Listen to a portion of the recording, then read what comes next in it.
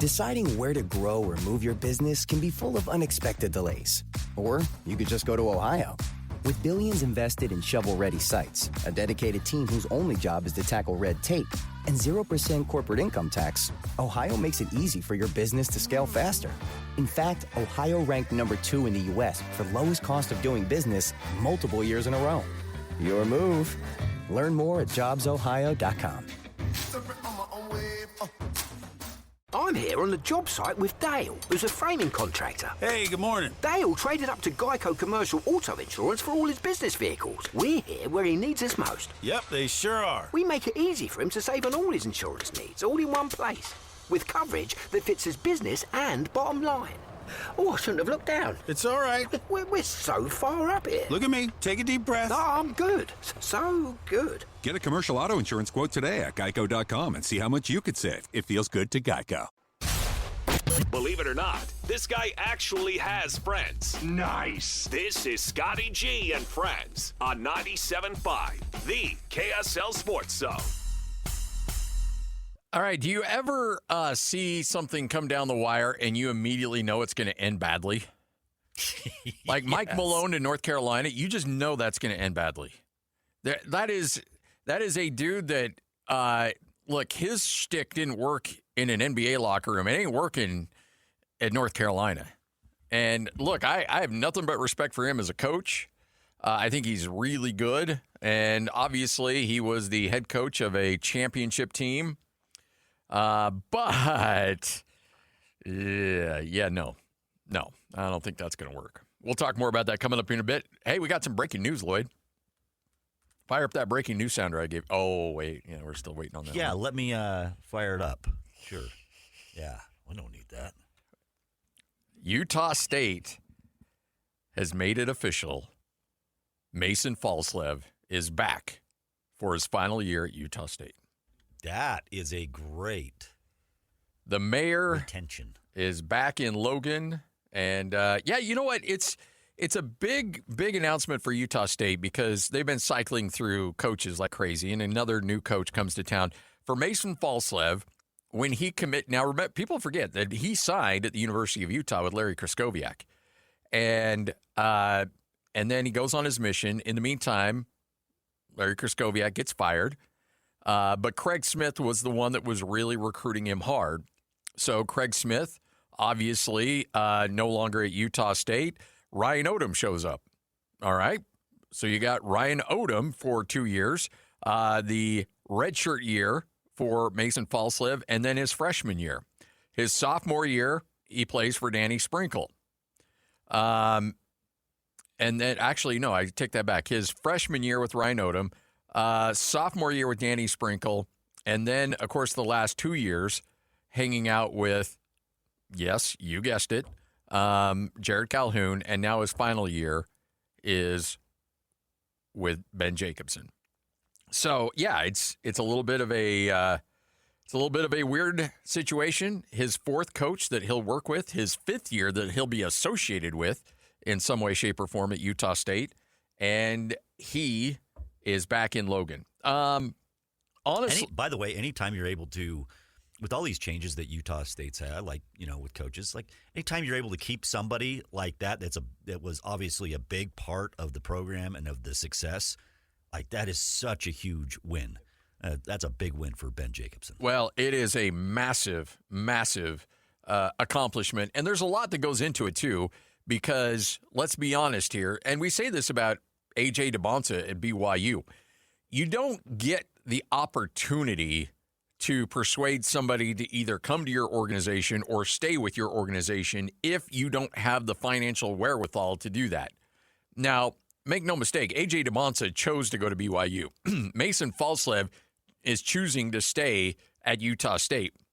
But you have to be in the financial stratosphere of some of the other schools that are going to come knocking at your door if you're going to make it a hard decision for these guys.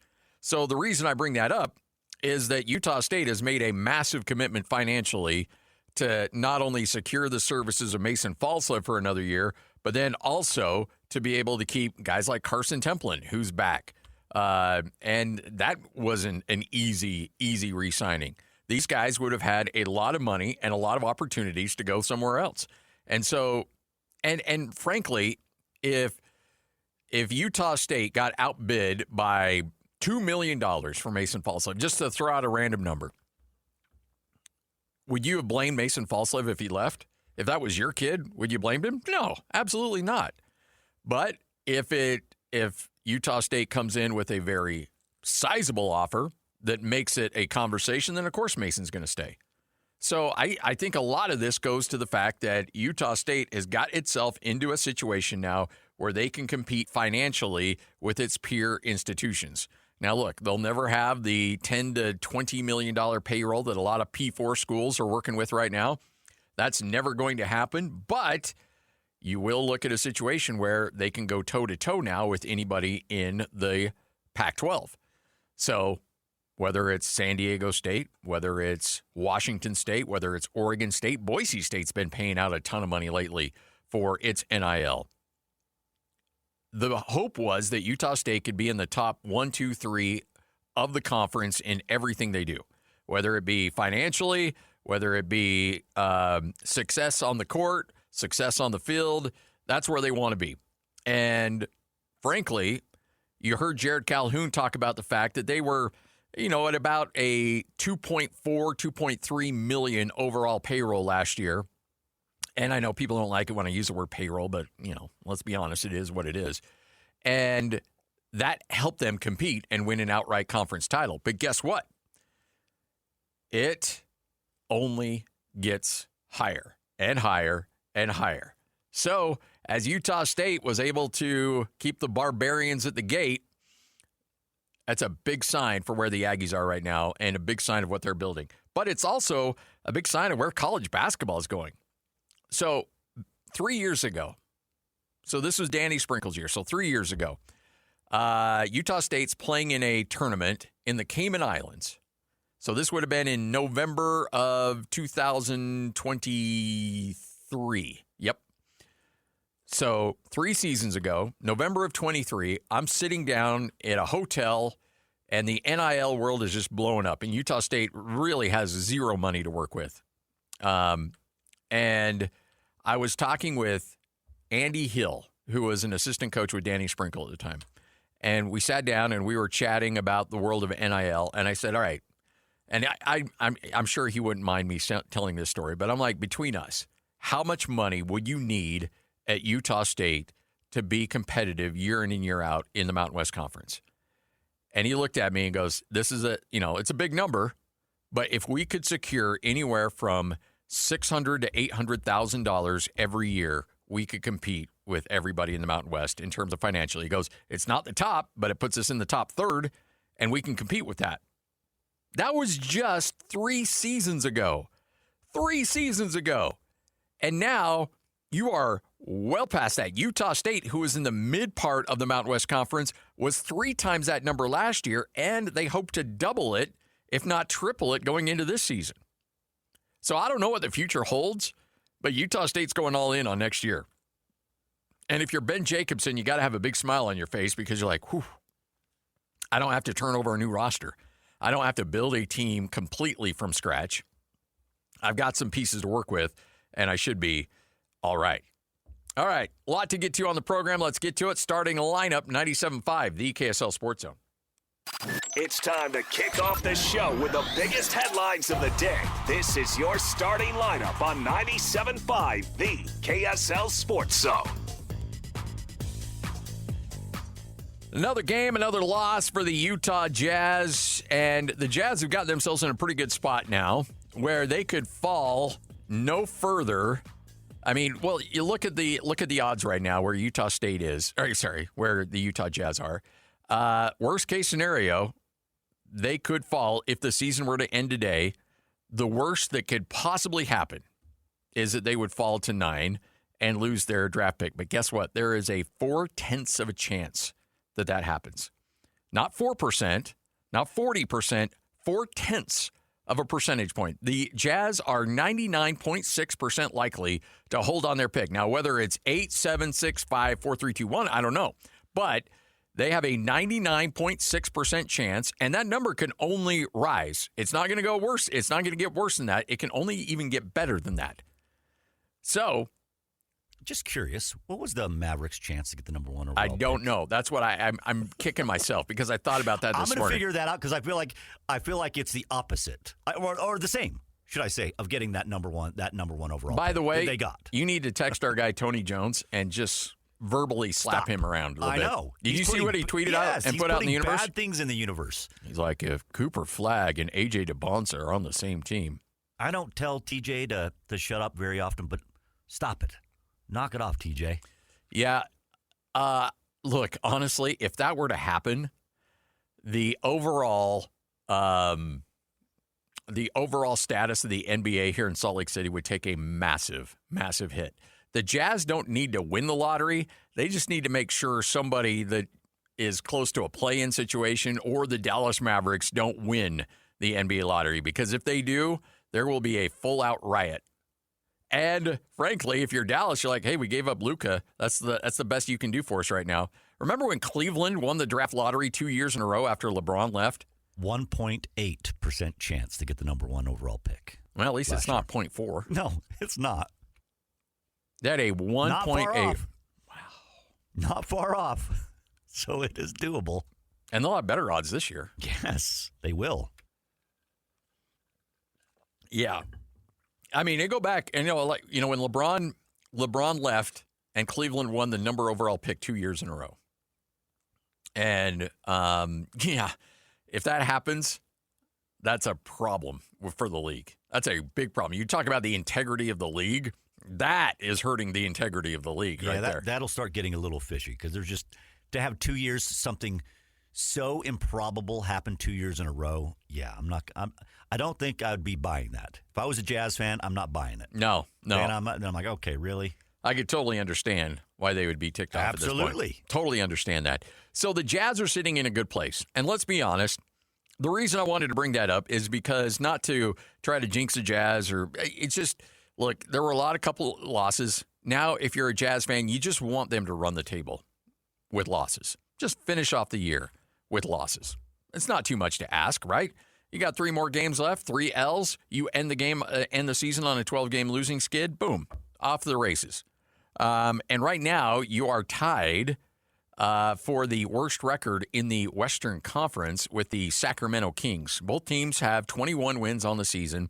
So if the Jazz were somehow able to see Sacramento pick up a couple wins, or at least one win, and the Jazz lose out, then the Jazz could fall no further than 8, essentially guaranteeing them their pick in the upcoming 2026 NBA draft. Then we shift all our attention to May 10th, and that's what I think we're all waiting on is the lottery. And I know there's a lot of skeptics out there that think this thing's going to go poorly, and it may very well. But the Jazz do control a little bit of their own destiny down the stretch.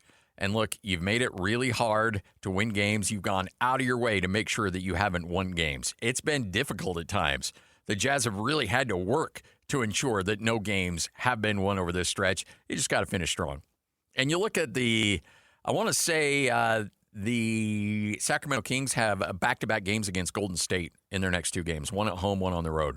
And so that's going to be tough to say Sacramento's going to pick up a win somewhere along the way. If you're the Jazz, just end up in a tiebreaker, which the Jazz and the Kings will then flip a coin to see where they will be at in terms of lottery balls, which I guarantee the Jazz will lose. And then we wait and see on May 10th. May 10th is the lottery. So if that's not enough to get you excited about the spring, which I understand if it doesn't, you've got the Utah Mammoth. And when they left on this road trip, Lloyd and I, Jay Stevens, we had a bunch of other people that came on, and we were talking about what is a successful road trip for the Utah Mammoth. All right, what do we consider in terms of points when this team comes back to Salt Lake City after playing 2 really tough opponents in the Kings and the Kraken, both teams that needed those wins, and then you finish off against Vancouver, a game that you should win. That actually gave them the bigger fight. Yes, no doubt. No doubt. When it was 5-4, I was like, oh man, boy. this is getting tight. A little tight here. By the way, how entertaining is that game, though? 5-4. Oof. Heck of a game. Yeah, they great game. ended up finishing 7-4. And, I mean, their goal differential, like they really are, they're better than just a regular wild card team. Like So 19 goals in 3 games on that road trip. 6-2, 6-2, 7-4. That's remarkable.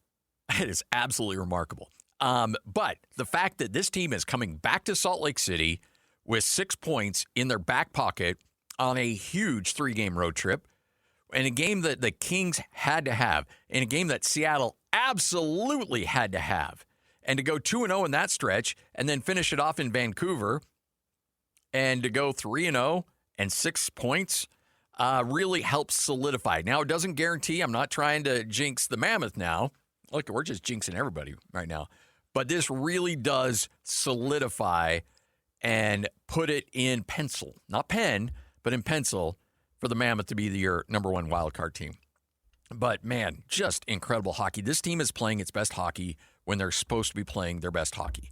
And you go back, I don't know what it was about that Washington Capitol game where Ovechkin got loose, and then all of a sudden you're up 3-1 in that game, and you end up losing it badly. But ever since then, I don't know if the cage was rattled. I don't know what Coach Bear said. I don't know what happened. But somehow that team got rattled, and they've come out angry, and they've been playing angry. And it's been so much fun to watch. Okay. Yes. Can I rain on the parade a little bit, though? Oh, boy. Here we go. Yeah, I don't know if So, right now, if it was to end, who they would play? Dallas, right? No. Who? They would play Edmonton. Oh, geez. Are you serious? The Oilers. Oh, boy. Yeah. If it ended, because originally it was Anaheim. Oh, that's Anaheim right. Anaheim was in that top spot. They've dropped because Edmonton is hot right now. They did lose recently, but they are, I don't know.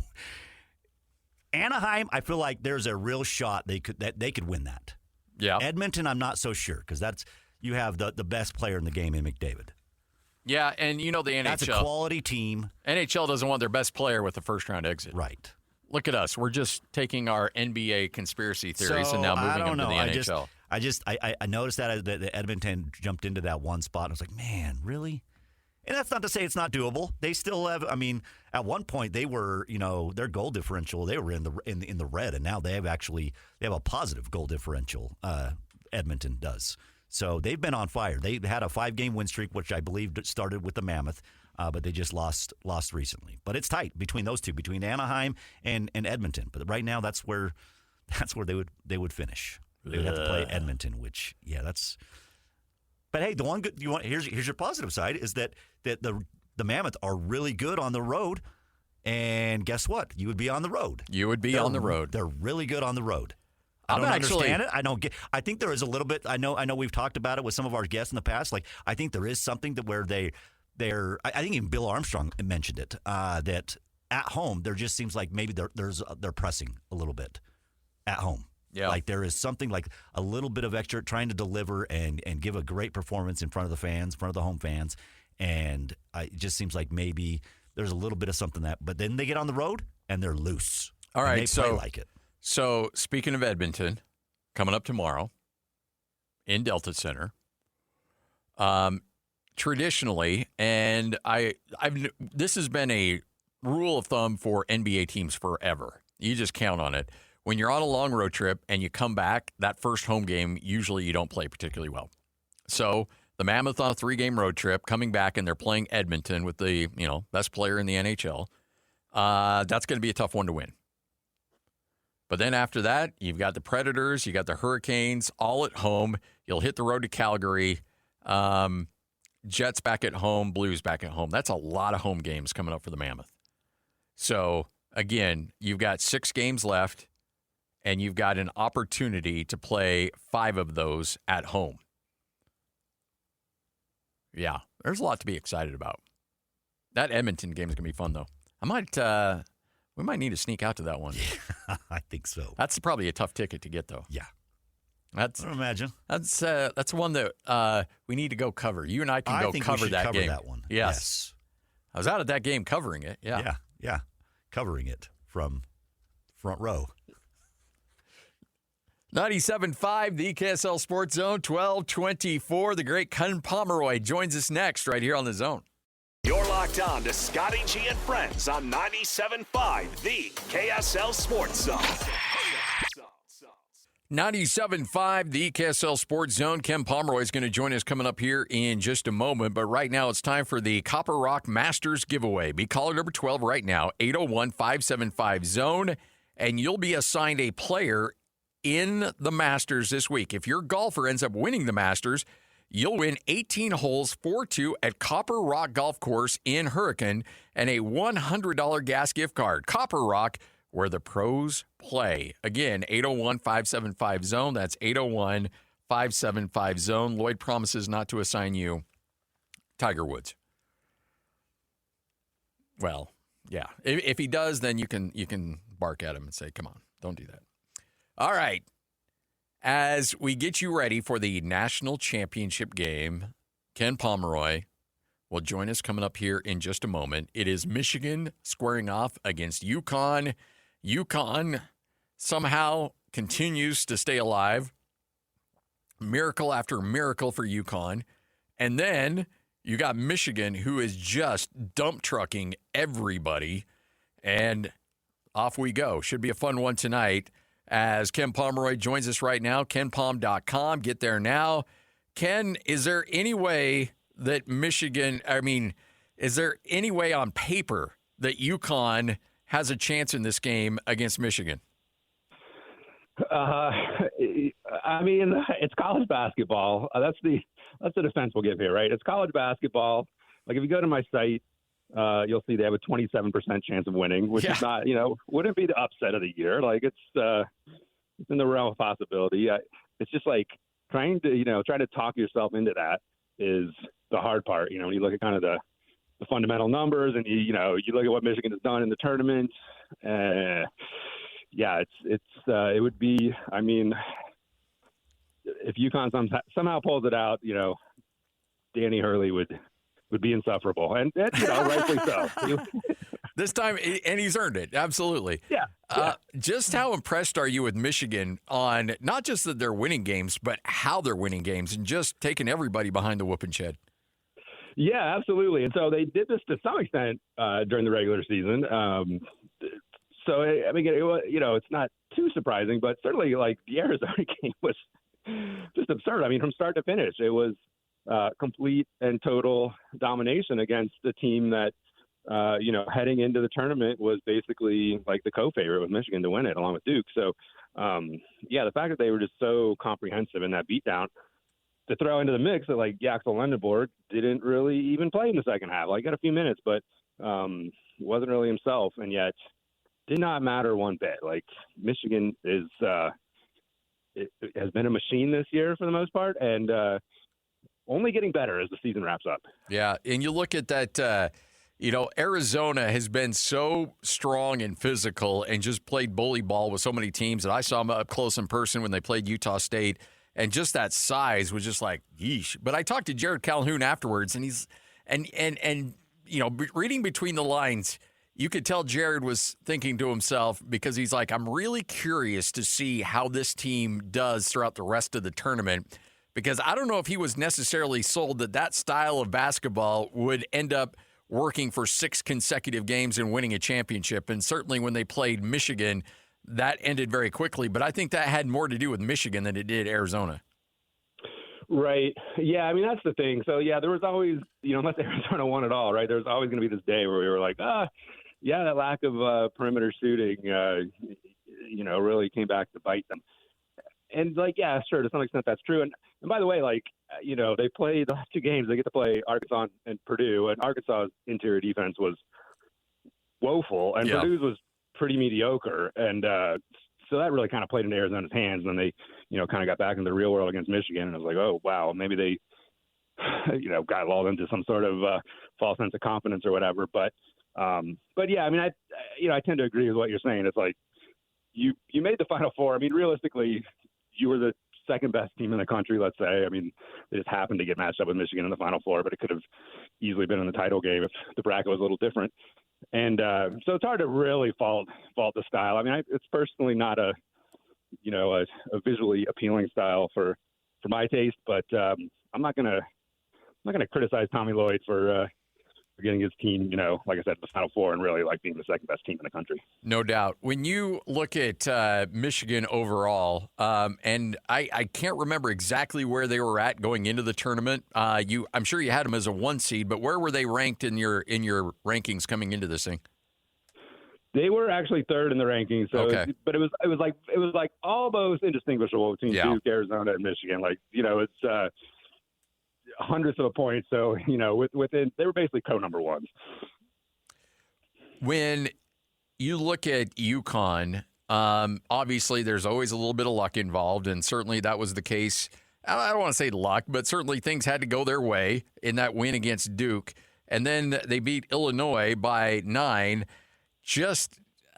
This is probably a really unfair question to ask because there's no mathematical equation, although you do work a little bit in luck. But how much of a weird heater is this UConn team on right now, and what do you attribute it to?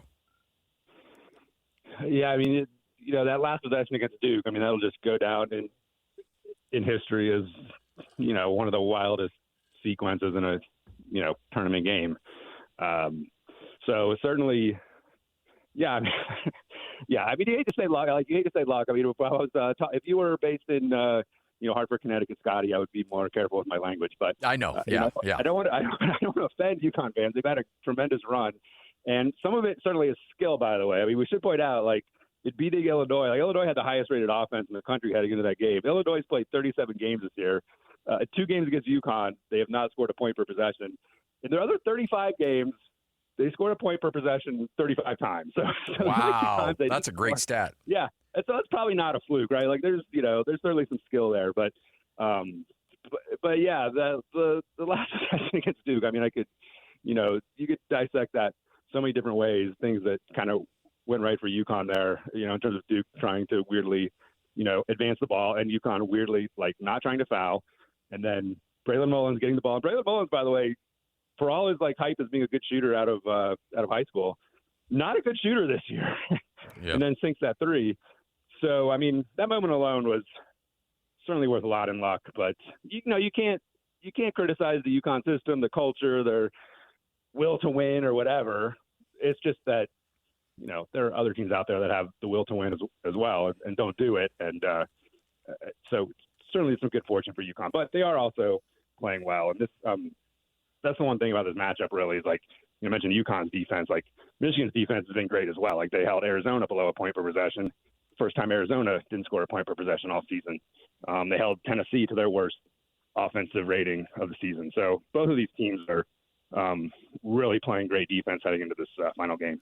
I know you've ran some numbers on this in years past, and I apologize. I can't remember exactly where you came out on this, but you do acknowledge that there is some level of a shooting drop-off when you play in these massive football stadiums, correct? Right. It's small. I think what I found was it was 2 to 3%, something like that.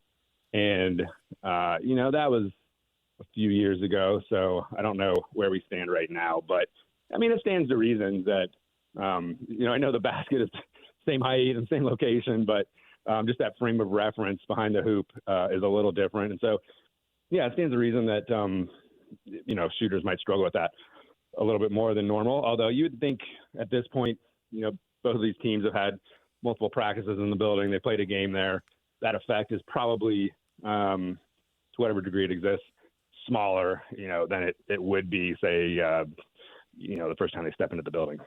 Ken Pomeroy of KenPom.com joining us right here on 97.5, the KSL Sports Zone. Ben Jacobson, the new head coach at Utah State. What do you see from him and what he did at Northern Iowa, and do you feel like that translates into Logan? Yeah, it's going to be interesting, Scotty. So obviously had consistent success. I mean, that's the way I think you would describe it. It's there was a certain consistency there at Northern Iowa that is appealing. The higher end performances, maybe not there. That's where I would contrast, him from some of the previous hires at Utah State is, Jared Calhoun, the most recent one. he came from a place where there really wasn't any basketball tradition, and he took them to like, the highest point they'd been to, which nationally speaking wasn't very high, but relative to where that program was, is really what's important. And so Ben Jacobson is probably not on that level with his track record. Consistent success at a program that generally has had consistent success. So it's an interesting hire. I mean, I'll own my bad takes, and like I once criticized Virginia for hiring Tony Bennett. So, so if I don't sound super excited about this hire, don't take it with any predictive value. But it does seem like it's maybe a little bit different than some of the previous mid-major coaches the university has hired in terms of, the higher end performance of the coach at the program maybe doesn't match up to some of the previous coaches. Is how I'll put that. Yeah. I was looking at his numbers at Northern Iowa traditionally, and I made reference to him about it, where I was like, hey, your teams are always good defensive rebounding. Do you concede other teams, do you concede giving up offensive rebounds in lieu of getting back? And he's like, yeah, if you look at Ken Pom, you see all of our numbers on defensive rebounding in red, in green, all of our numbers in offensive rebounding in red. And that's traditionally who we've been. And I was like, hey, we just got our first Ken Pom shout out. So right. He is very well aware of you and the rankings. And he's like, yeah, I look at that quite a bit. And I always kind of see where Ken's got us, whether we're green, whether we're red, and what we got to work on. So there you go. At least Ben's keeping track of what you're doing. Yeah, that's good to hear. That'll make things less awkward when I meet him. But yeah, for sure. I mean, it's people talk about. I think they talk about the slow pace, and he's been had various years with slower paces than others. Certainly this year played at a slow pace. But obviously, if you're defensively looking to your focus is preventing transition, your pace numbers are going to be down. It's I think the first coach, when I got into this first coach, I remember who really was obsessed with that was Rick Majerus. Like, those teams were big, but, they didn't really care much for offensive rebounds in order to prevent transition. And, so it's kind of a similar system, and certainly is, what you're going to get with him, and it's been effective. It's been consistently effective. And so I think the floor, is going to be pretty high, I guess, is the best thing you can say. Like, he obviously has a system and can recruit to it and knows what he's doing in that sense. You bring up, and a lot of people will look at your numbers in terms of D1 experience and how much experience a team has. Does that, when you look in the transfer portal era where guys are shuffling around, they may be experienced, but they're not experienced together, meaning, guys have played 4 years in 4 different schools, and so these guys don't have a lot of chemistry. Does chemistry matter, or does experience just translate regardless of where you're at? If that makes any sense at all. Sorry. No, that makes a lot of sense. That makes tremendous sense. And, that's, I think, one thing that we've seen, it is tricky. Like, so chemistry matter. Like, all things being equal, if it's a choice between, like, getting a guy from a different program or keeping your own guy, like if that was the choice, which is not always the choice, sometimes your guy is going regardless. But if you had that choice, right, to bring in a guy of equal ability into your program and chase off somebody from your own program at that same ability, like there's actually kind of a little bit of a penalty for transfers coming in terms of their performance. So the transfer portal works if you're getting like better players, like kind of significantly better players. So it works for Michigan. Like they put together this like all-star ensemble from, other programs, and the fit is amazing. And I don't know what Mick Cronin was doing with the Day Mara at UCLA, but Dusty May like unlocked that, the talent from him. And that's one way that it works, but also, keeping the same guys works. I mean, Purdue showed that, where probably Purdue had like turned over their roster. Not that it was even feasible to do that, but if they had chased off Braden Smith or whatever and brought in Elliot Cadeau, like, there probably would have been a drop off there. So, yeah, I mean, chemistry matters, but we don't necessarily want to overstate it. Chemistry amongst untalented players, isn't really used. Yeah. You having a hard time wrapping your brain around what North Carolina is going to look like with Mike Malone? Yeah, I mean, I mean, that program is in interesting shape. It doesn't seem like the type of hire that would get the donors excited. I don't know. I mean, that seems to be the issue right now, right? Like, yeah. For years, it was just that, you'd live off the tradition and, it didn't necessarily, well, I won't say it didn't matter who you brought in as coach. Like, usually you would get a really good coach. Like, you got Roy Williams in there for a long time, and then Hubert Davis seemed to be like he would be a good fit. And he wasn't a bad fit, but he wasn't a great fit. And at this point in North Carolina, if you're not a great fit, you're going to lead to problems. Yeah. Yeah, you're looking for a you job. can't just hire anybody. Yeah. So I'm curious to see how this will work out. But it's kind of this, new landscape in college basketball. I mean, you still, I guess, like Duke is still Duke, and John Shire has picked up the reins from Coach K. But, really you look elsewhere, like kind of the big name programs, there's just no guarantee that they're going to continue to be successful. I mean, even, you look at Kansas, and I guess Bill Self is staying on there, but, since they won the title in 22, like they've been through, really their, I'd say, worst stretch in, quarter century. So it's kind of happening all over. Like, no longer is it just about you get a coach and you have the resources and you have the brand name and you're going to get the best recruits. Like, obviously with the financial situation now, you're going to have to find a way to outbid other programs to bring in talent. So when you look at the landscape of college basketball, it's interesting. And I've talked to Kevin Young about this, who came from the NBA, and Alex Jensen, who came from the NBA. And I asked them, like, how was the adjustment to deal with the lack of spacing out on the court? And both of them said it was really, really hard to adjust how they coach based on how they were used to being able to coach at the NBA level and the restrictions at the collegiate level. And I think a lot of people just assume, well, they're coming from the pros, so, they should be a great fit in the college game. I don't think people really appreciate just how different the games are between the NBA and the collegiate game. Yeah, absolutely. Like, there's definitely, it's gotten better, but I would say, like, less skill on the front line, less spacing, as you mentioned, more physical game. I mean, that's really, the difference you usually hear coaches talk about is that it's just so much more physical because there is less spacing. And, it's kind of the way the game has to be called, unless you want to call a million fouls.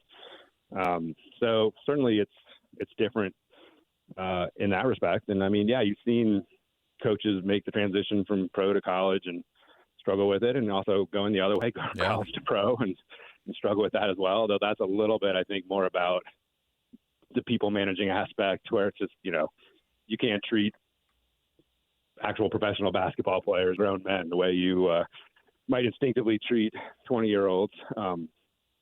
So anyway, yeah, there's no question. It's the Mike Malone thing is going to be interesting. I personally like him as a coach, and he kind of got a raw deal at Denver to some extent. But we'll see how it works out. It's certainly I don't know what other choices they had. I mean, if Billy Donovan wasn't going to work out for them, then who do you go to? There aren't probably that many qualified college guys you'd want to hand the reins over to. So why not take a shot at an NBA guy who has one of the best track records in the league. Well, hey, we appreciate your time as always. Enjoy the game tonight, and look forward to catching up with you again very soon. Thanks, Ken. All right, thanks, Scotty. You got it. Ken Pomeroy, KenPom.com, right here on 97.5, the KSL Sports Zone. What you may have missed coming up next, right here on The Zone. Deciding where to grow or move your business can be full of unexpected delays. Or you could just go to Ohio. With billions invested in shovel-ready sites, a dedicated team whose only job is to tackle red tape, and 0% corporate income tax, Ohio makes it easy for your business to scale faster. In fact, Ohio ranked number 2 in the U.S. for lowest cost of doing business multiple years in a row. Your move. Learn more at jobsohio.com. This is Scotty G and Friends on 97.5, the KSL Sports Zone. What you may have missed right here on 97.5, the KSL Sports Zone, all brought to you by Paris RV. See the full inventory at parisrv.com. Now's the time to make that trip across the country in that RV. I'm telling you, Lloyd, that's my retirement right there. Is I'm going to get an RV from our guys at Paris RV, and I'm just going to drive across the country. That's it. And what are you going to do? What's your plan? Just to drive? Just drive. You going to go anywhere? You going to go to ballparks? You going to go? What are you going to do? You know what? I'm going to let the road take me wherever it takes me. Honestly, I like if I drove into like Topeka and I'm like, hey, this place is cool. I want to stay here for a few days. See what you know. This is something you're envisioning with Mama. Oh yeah, with the missus for sure. Okay. Yeah. No. I obviously didn't think, but you're not bring some kids along. Oh hell no. Thinking about it, doing on a road trip with kids screaming in the back, in the back of the RV, has me like, I'm gonna have to wait a while. No, this would just be me and the missus, and we would just drive wherever. Like, hey, look, let's go to Savannah, Georgia. Let's go check that place out. You know, New Orleans, wherever, and you just kind of just travel. That to me is like my perfect retirement. If I got our guy Ethan from Teton Welton here, I'd be like, that's what I need. I need the budget for an RV and a lot of gas money. That's all I want. You know what? That's probably up there with me as well. How about you? You got the missus with you. Yep. You have an empty cup. Yep. And some sunflower seeds. Yep. And a big giant Coke Zero. And there you go. And I'm a happy man. I might go fully leaded. Oh, wow. I might go fully leaded. You're going living life on the edge I'm going to now. live life on at that point, it's like, I don't even care what's going on to my body. Whatever. I like it. All that just give it to me. Just give it to me. Just give it to me. Are you because I know PK's on the route to check out all the baseball parks. Oh, I'm nowhere near. I know, but is that the goal of yours though? You know what? I think it would be really sweet. I just don't know how attainable that is. Now maybe Ethan can work some magic for me. Maybe that's doable. But I just don't know. That's a lot of ballparks. Like he's been checking off ballparks for a while. Yeah, it's taken him a while. He's been able to kind of do it with the kind of the profession that we're in and some of the traveling that he does with that. It's allowed him to do that too. Like that's a lot of ballparks. And I think I've only got like maybe 4, 5 checked off. Yeah, I think that's if even that. I think I'm at like 4. Maybe. Yeah, I'm like right around there, and it's all stuff that's on this. You know, there's 2 in California that I've been to. 3 in California. I've been to Coors Field. You know, I've not been to Coors. Oh, really? Surprisingly, that's a pretty. Yeah, so I'm thinking off the top of my head. That might be it. Anaheim, Dodgers, San Diego, Wrigley, and weirdly enough, Pittsburgh. I was there for a Blaze game, calling it Blaze game. So, yeah, I've got 5. And that one, by the way, is a completely different ballpark now. Yeah. I've seen the pictures of it. Looks phenomenal. Yeah. All right. What you may have missed right here on the zone. Hey, Cooper Flagg putting on a show over the weekend. Goes for 50+. And then last night against LeBron goes for, I believe it was 41. And trying to make a last ploy for Rookie of the Year. He would not have my Rookie of the Year vote. Cooper Flagg's going to have a lot of stuff going right for him. This dude is on pace to be a multiple all-star, a guy that we'll consider 4 or 5 years from now in the conversation as one of the best players, if not the best player in the league. I mean, I know we joke about Hall of Fame, but if he stays on this trajectory, he'll be a Hall of Fame player. Those are all great things that are going to come his way. I have no doubt about that. And probably in the long run will win a couple of championships along the way. So he'll have all of that. I think I know where you're going. But Con is the Rookie of the Year. Absolutely. Con has got a better body of work, and he deserves Rookie of the Year. Don't give Cooper Flagg the Rookie of the Year just because he's made this late season surge and he's the flavor of the month. If you look at the overall body of the work, who got off to a better start, who has been more consistent, it's Con Knippel. Give it to Con. Let Con have this one. Cooper's going to take everything else, and he'll earn it, and he'll deserve it. But give Con the Rookie of the Year. If you're a voter out there, let Con have this one. That's all I'm asking, because he's earned it. He deserves it. I just don't want people to get all flashy You over. think the recency bias is going to? Yes, I do. I honestly think it will. And I hate it. It bothers me because I think Con has been the much better player overall through the course of the season. Look, the ceiling's way higher for Cooper Flagg. We all know that. I'm not even saying Con Knippel's a better player. I'm not even saying he's a better player right now. I'm just saying he's had a better season from start to finish than Cooper Flagg has. All right, 97.5, the KSL Sports Zone. Hey, you know what? As long as the Mammoth keep winning, we're going to keep chatting with this guy. Jay Stevens joins us next right here on The Zone. Breaking down the teams you're passionate about. This is Scotty G and Friends on 97.5, the KSL Sports Zone. I know he's probably tired of us, but hey, the Mammoth keep winning. We're going to keep talking to him. Jay Stevens, Utah Puck Report, right here on 97.5, the KSL Sports Zone. Jay, we said 4 or 5 points on the road. That would be a successful road trip. They come home with a full 6, and they do it in convincing fashion, outscoring opponents. I think it was like 19-8 over those 3 games. Just how impressive is this roadie for the Mammoth? It was huge and so important for them to pick up those 6 points. You've seen how crazy the Western Conference is getting for those wild card spots. So Utah's keeping that distance, and they're doing what they need to do. I just left the practice facility. I had a chance to talk to a couple of the guys.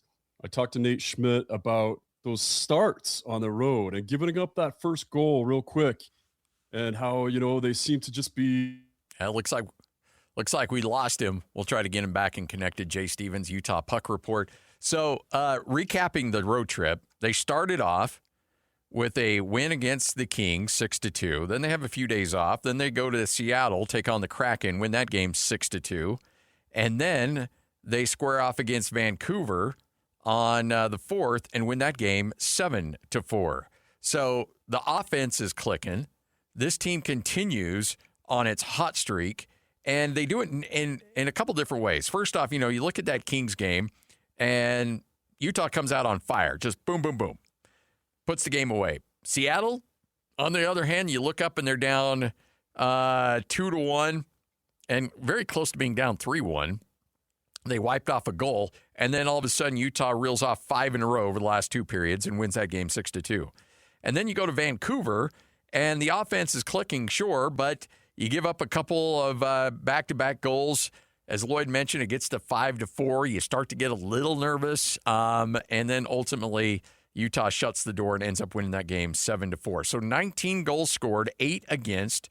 Sergachev, again, continues to just anchor that blue line. He had 5 points on the trip. You had Cooley and Gunther leading the forwards, and then the power play was a weapon all week long. Frankly, it was a dominant road trip when they had to have it.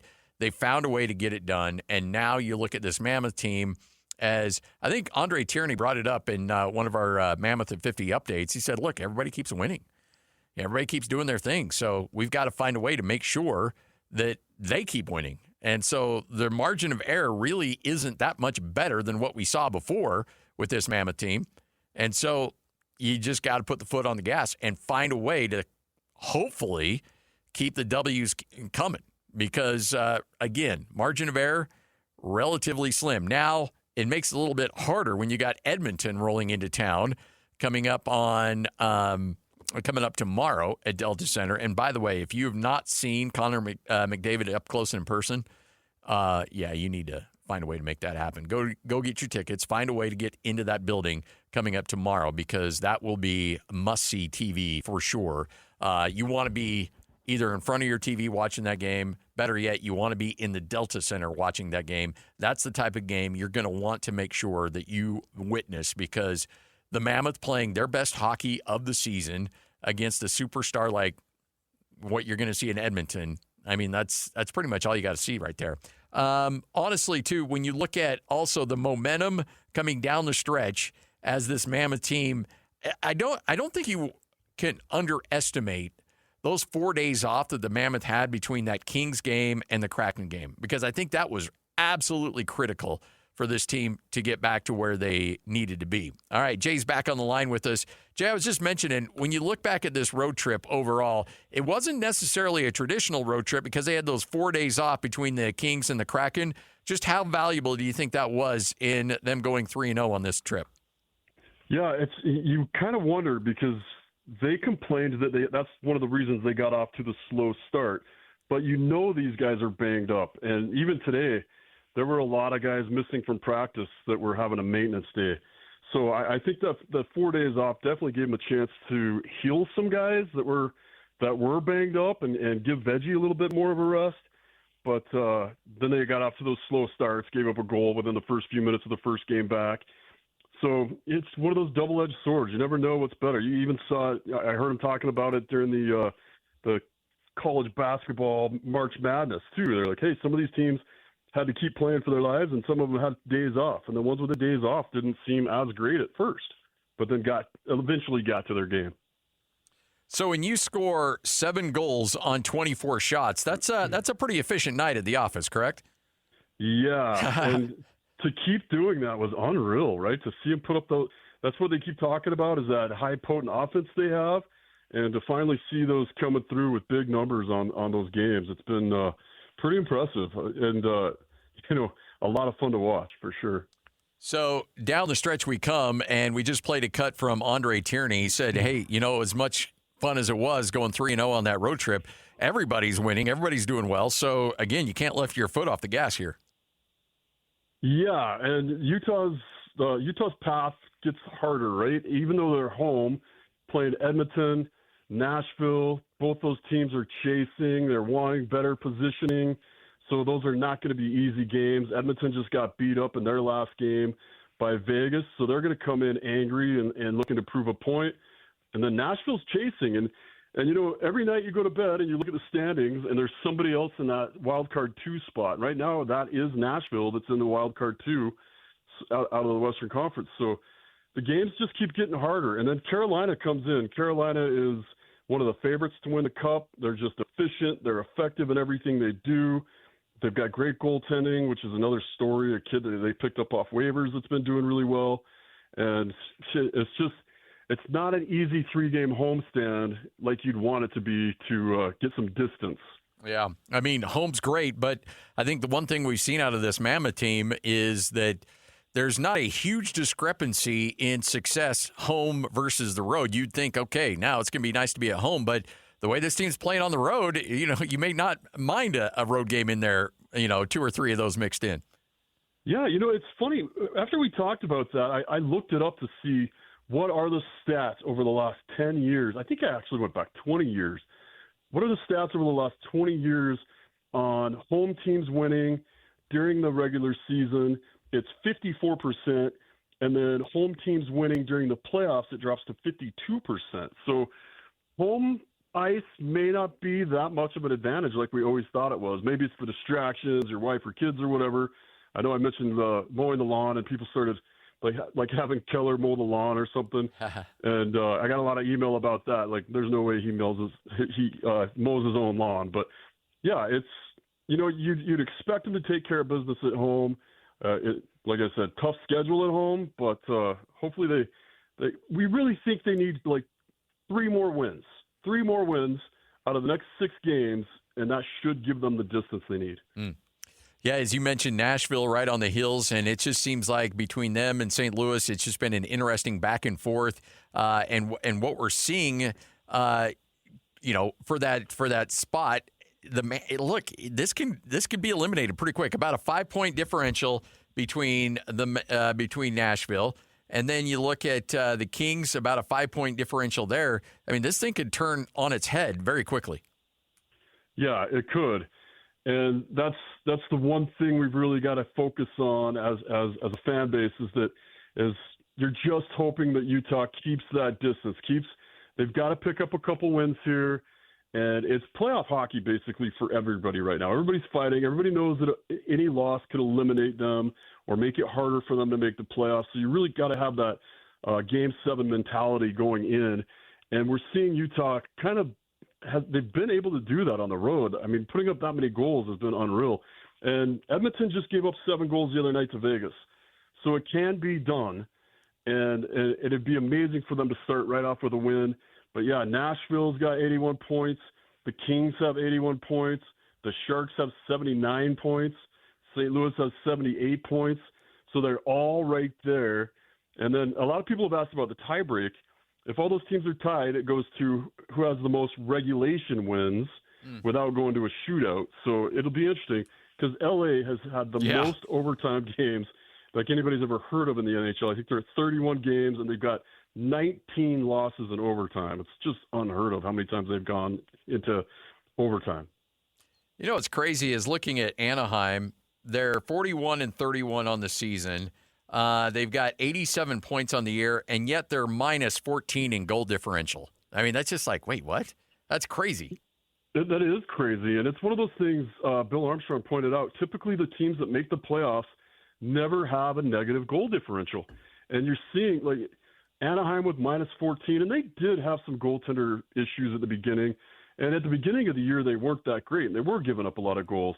But to finish the season, I mean, we're this far into the season, and for them to be minus 14, and then you look at Nashville, minus 22, LA, minus 26, and then the Sharks are minus 36.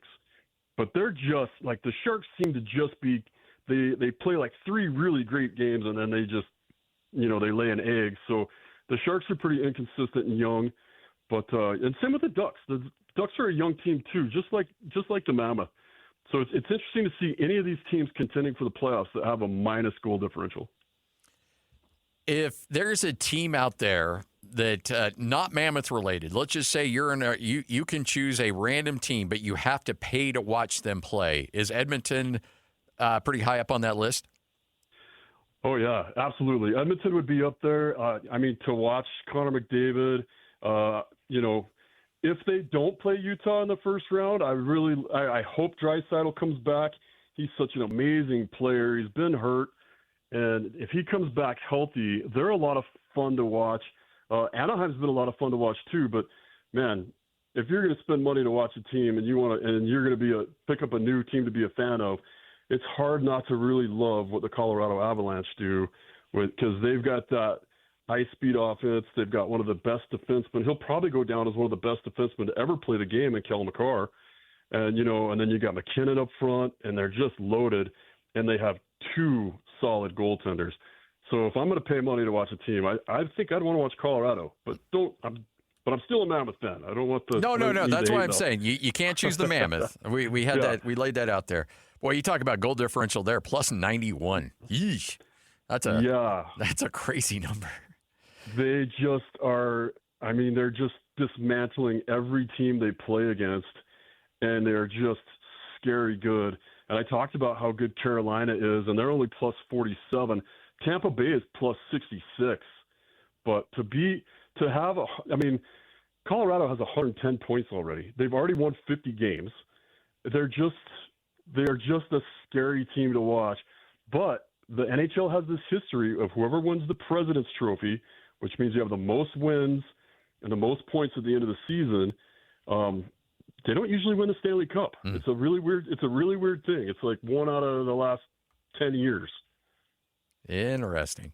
All right, it's like winning the par 3 tournament before the Masters. You want no part of that. All right, so when you look at this final stretch, you think 3 games. That's your magic number. 3 wins down the stretch get you there?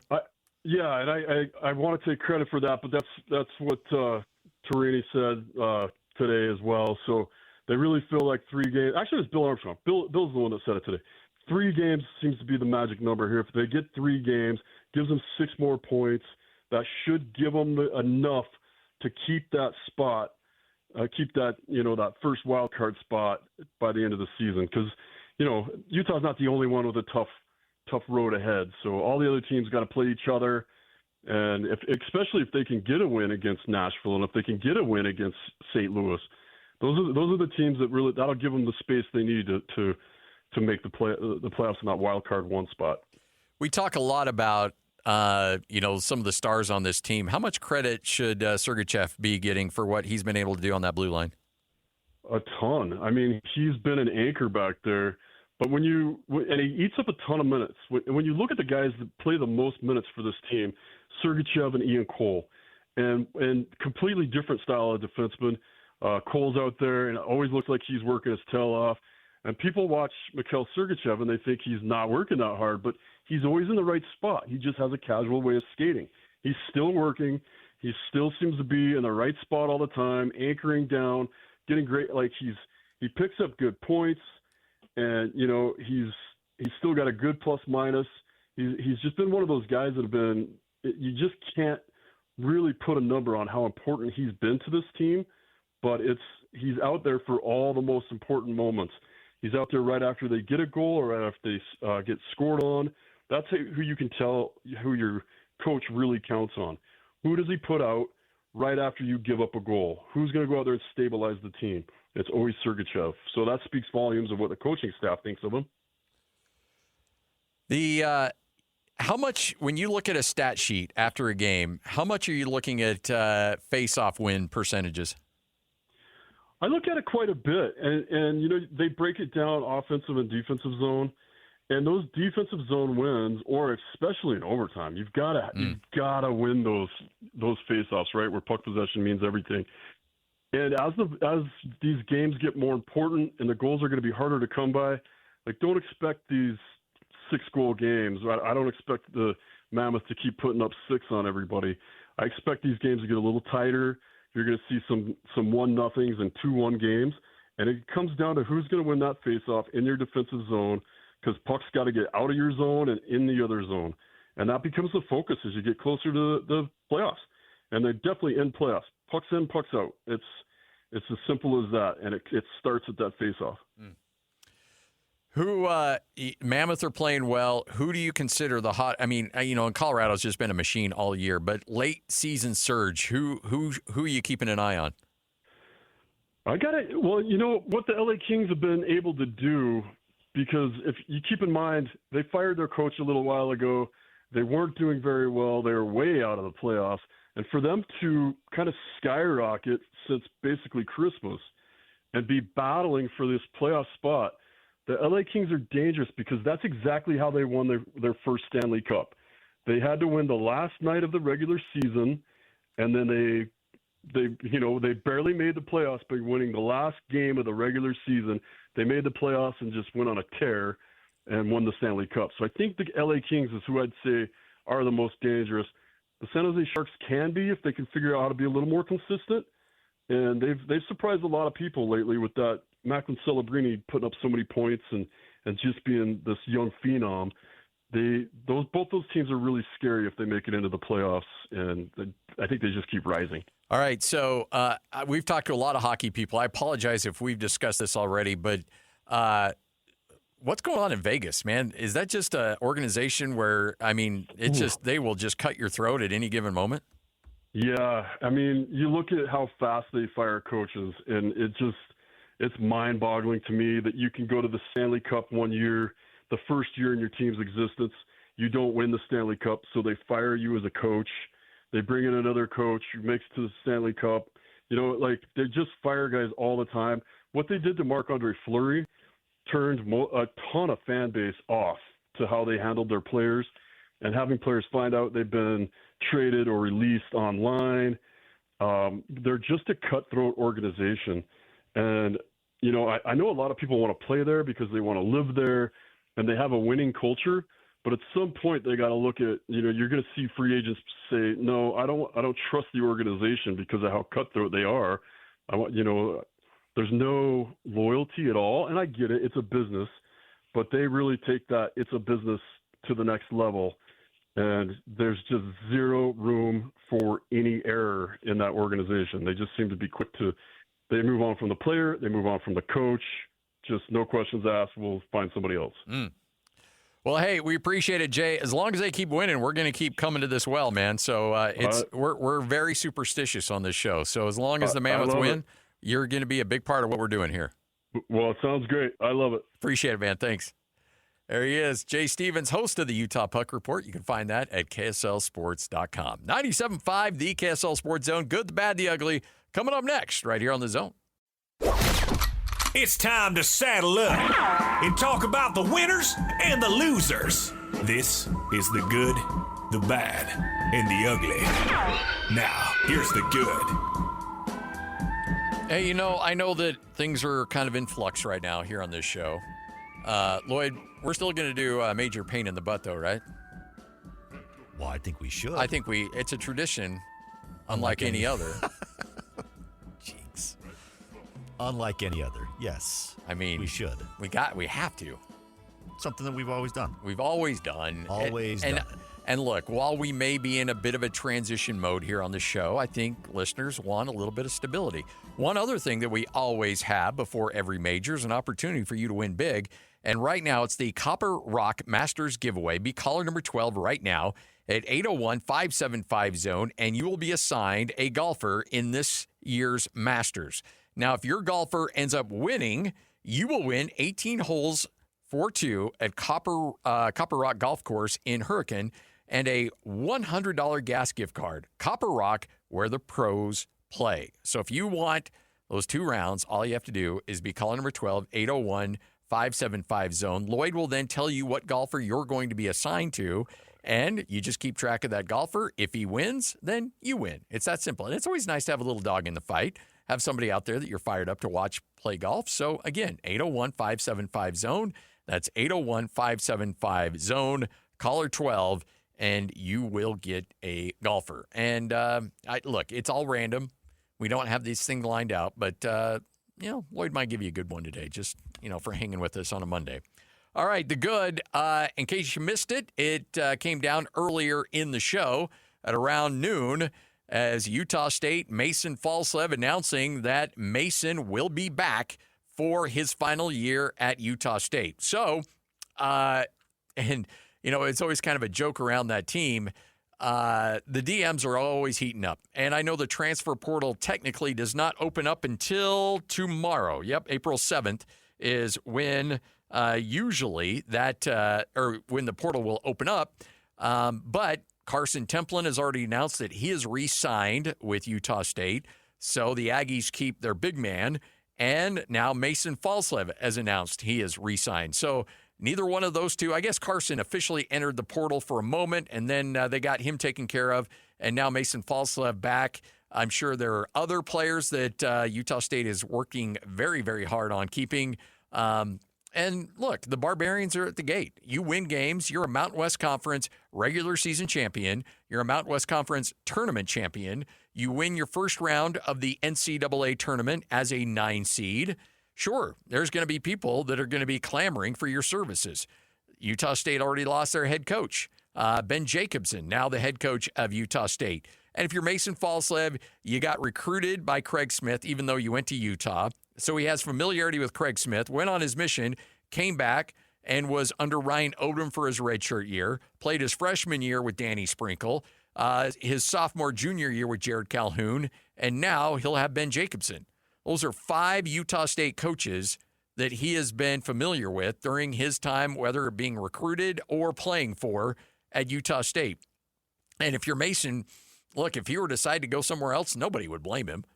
Look, you want to go somewhere else and test your waters for your senior year, go to a blue blood, totally makes sense. And let's be honest here, financials are a part of this. They just are. I know that BYU kind of shied away from the financial aspect of A.J. DeBonsa. And look, A.J. had to choose BYU. I'm sure the money was equal or maybe even a little bit more to go somewhere else, but A.J. chose BYU. But BYU's not in the equation if they're not close financially. So, again, financial aspects are a part of it. Did Mason maybe leave a little money on the table to come back to Logan? Yeah, probably. But did Utah State also come up in a big way financially to make sure that he is well compensated based on market values? Yes. And I think that's ultimately what you take away from this. If you're a Utah State fan, your athletic department's not messing around. They are not messing around one bit. So when it comes to being able to provide the financial wherewithal to be able to compete on a year-in and year-out basis in this conference, Utah State's coming to play. Now, are they in the $10 to $20 million range? No. But are they probably, after this and Templin, probably in the 5 to 6, maybe 7 million range? Yeah, I think that's about right. And it's crazy to think about, but that's the reality of where you have to be. If you're going to play in this conference, and if you want to consider yourself a big-time program, then you have to act like it, which means you have to spend like it. And Utah State right now is doing that and allowing Mason Falslev to come back for another year. All right, there's your good. Let's get to the bad. Now the bad.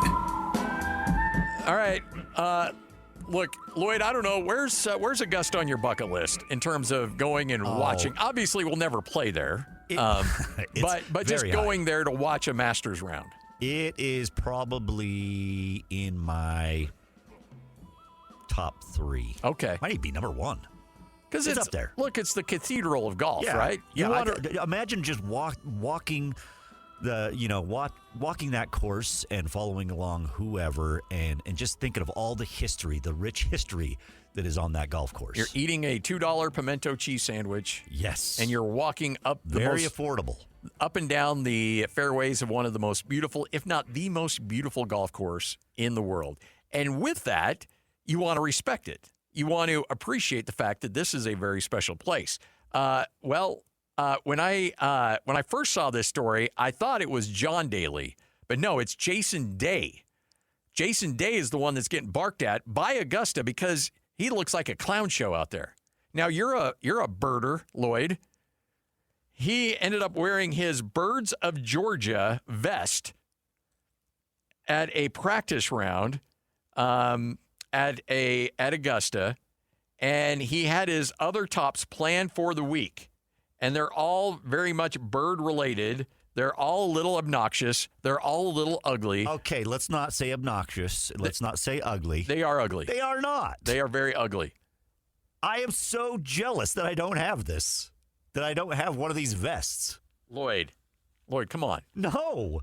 These are amazing. You can't be rocking Augusta wearing this. You have to show a little respect to the course. You know what? I think you're wrong. What's wrong with these vests with like birds on them? I think these are awesome. They're ugly. And you see what he's wearing on Wednesday? Looks like a fishing vest.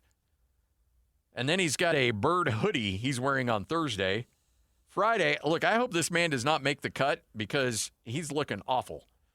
And then on Sunday, he's got like a what is that? Like a sweater. Like what do you call those things? Like an old 80s sweater. Yeah, it does have a... We used to have a name for it, but nobody can really utter that name anymore, but it's like a Cosby sweater. I think you're actually off on this.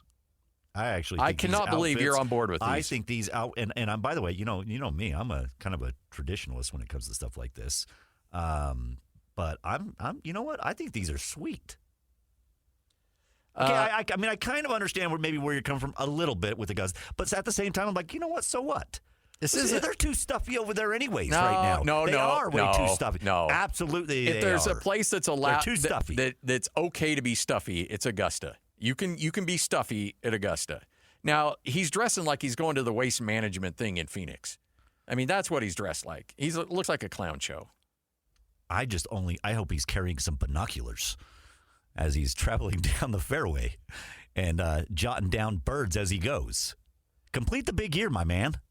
That's what I'm rooting for. Well, I think this is phenomenal. I think you should take him in your major pain of the butt draft, just based on wardrobes alone. I'm not going to because he's been terrible since he got vertigo. And I don't know if I don't even know how well he's playing these days. But so the company is called Malbon. And they are sponsoring Jason Day. And you want to hear the genesis of where this vest is coming from. It's not to honor Georgia. It's not to honor Augusta. No. It's saying if you are on the course and you are tuned in with nature and know the sounds of the birds, the birdies on the golf course will follow. What's wrong with that? What's wrong with that, Scotty? Bum, bum, bum, bum, no, bum. Stop. You if I said that, you would car crash me for sure. No, I wouldn't. Absolutely not. Yes, I think would. You know what? I like it. It's inspired. Each one of these birds has a different meaning. I've been sending the noises of the birds to Jason for the last 6 months. Hopefully, he's trying to stay in touch with nature. All right, so, okay, let's be honest here. Jason Day's just cashing a check. Yeah. So Jason Day's like, look, you put me in whatever you want. As long as that check clears, I don't care. He hasn't been really winning anyways. Exactly. I don't know what his win totals are. I have no idea. My earning potentials, but here you got an owner that you wake up in the middle of the, at 5 a.m. in the morning, and this guy's sending you, hey, listen to this red-breasted bluebird. It's like, wait, like, I don't want to hear this at 5 o'clock in the morning. But he's like, look, I want you to tune in with these birds. I'm like, this dude's a nut, man. This guy's crazy. But apparently he's rich. So, yeah, Jason's going to cash the check. And can you blame Jason for cashing the check? No, not at all. Okay, then. So you're on board. No, okay. Look, I don't blame him. I just think that it's disrespectful to Augusta. Oh, geez. Again, wear this at the waste. Wear this at the waste management or the PG. If you want to wear it wear it to the PGA Championship. Whatever, but not Augusta. No, I think you're wrong on this. All right. And there is the nature. You know what? I don't even know how much I'd be actually watching the golf. The nature at Augusta, I bet it has to be rich. I might be just checking out the birds. Oh, I'm sure you would. Yeah. Just saying, man. All right. I don't hate it. Here's your bad. Let's get to the ugly. And of course, the ugly. So this was a weird situation over the weekend, and everybody caught it. South Carolina beats UConn. UConn suffers their first loss of the season in the women's NCAA tournament. And Gino Auriemma, who's been at UConn forever and is kind of like the godfather, if you will, of college women's basketball, I'd say he and Pat Summitt are probably the two that are ultimately responsible to the success of where the game is right now. Caitlin Clark obviously had a big part to do with it over the last several years. But Gino Auriemma's been an institution. Well, his team loses for the first time all year, and then he gets mixed up with Dawn Staley at midcourt, and they start barking at each other. And look, Dawn Staley, she'll fire right back at you. She's a competitor. She's played. So she's not going to back down from anybody. And the reason he got upset is because, and here's his quote, there's no excuse for that's his apology. We'll get to the apology here in a bit. But he said he was upset because Dawn Staley did not come out and immediately and have the pregame handshake. He said he had to wait 3 minutes, a whole 3 minutes for the pregame handshake with Dawn Staley. And then he was upset about the lack of fouls. He said that Dawn Staley was ranting and raving at the officials and calling them names you didn't want to ever have to hear. And now he's apologized. By the way, he's not the only person that's grumpy about how long it takes to get whatever. Patino, he was upset about not going first when he lost. He thinks the losing team should talk first so that they can get out of the way for the winning team. Wow. Really? Yeah. He thinks they should go first. Okay. Did you see that? I did not see that. When they lost? Yeah. He was very upset when they lost that they didn't go first. It was his advice to the NCAA. Yeah. That they should have the losing team wait and celebrate and all that stuff and let the losing team hurry and get out of the way and then let the losing team go first and the winning team go second. Yeah, that's how they do it in the so the Mountain West Conference tournament, that's how they do it. Do you like it? No, yeah, I like it because if your team wins, you want to kind of settle in, kind of, make sure you got everything all ready to go. It took so long for them to have to get a chance to talk. Yeah, if you lose, I would think the losers would want to go immediately. And so because the NCAA wants to kick you out. They want to get you out of there. Yeah, okay, I get that. But, the thing about the NCAA tournament, I've said this forever, and being with Utah State, and I'll travel with the team doing the radio play-by-play, is there is the whiplash of emotions and how you're treated at the tournament is remarkable. So when you go and let's say you're on the charter, the NCAA will bring a charter flight to you. You don't have to deal with any of the travel logistics. Okay, they will bring the plane to you wherever you're at. It's a massive plane. You'll load up your cheerleaders, your band, your boosters, your team, your coaches, all their wives, all the kids. Everybody gets on this massive charter plane, and then you fly to whatever city. Usually you have like one bus. If you're going on a road game, I think they've got like 4 buses for you. So everybody's comfortable on these massive buses. You go to your team assigned hotel, and you get off. And usually sometimes there'll be a band playing. All the hotel employees will be out there clapping for you. They have this huge, massive, welcome party for the teams when they come in off the bus. And everybody's excited to see you. You then go to the arena. You have your walkthroughs and your shoot-arounds. And, man, it is just, awesome. It is, you get treated like gold. And then you lose. And then it's like, get out. And they get you and on then all of a sudden, that plane, that big plane that you used to have, it looks like the plane from the movie Major League. Yes. They got duct tape around the fuselage. I mean, it is. You're having to take the yellow cab instead of these nice transport. Like, they want you out immediately. And so they just kick you to the curb and like, poop, you're gone. We're like, what happened to all that red carpet stuff? Like, no, you lost. Boom, you're out. And they want you gone. So this isn't surprising to me. But honestly, if you're Gino, look, dude, you're kind of a big deal in this sport. Act like it. I agree with that. He kind of came off like a petulant little punk, honestly. He's grumpy, he lost. Absolutely. I know he's lost, yeah. And look, his team they were undefeated going into that game and the odds-on favorite to win the whole thing, and you got curb stomped. I mean, frankly, they took you behind the woodshed and roughed you up pretty good. And, yeah, like, show some class. Like, one thing I always look at coaches, like, your team is going to feed off your emotions. And that's why it's so important, I think, for coaches to have a certain level of stability. Dan Hurley's antics drive me nuts, but you would expect something like that from Dan Hurley because that's just kind of who he is. Gino never really struck me as that kind of guy, and to see him go off like that. By the way, can we stop with that's expected from Dan Hurley because that's just who he is. That just makes it okay. No, it's not okay for him to be a lunatic. That's what it's become. That's just who he is. He's just very passionate. No, he's a nut job, and he shouldn't be getting in the face of a referee, and he should have actually been teed up for that. Honestly, if Jared Calhoun at Utah State puts his forehead into an official like that, that's a tee up, and that's.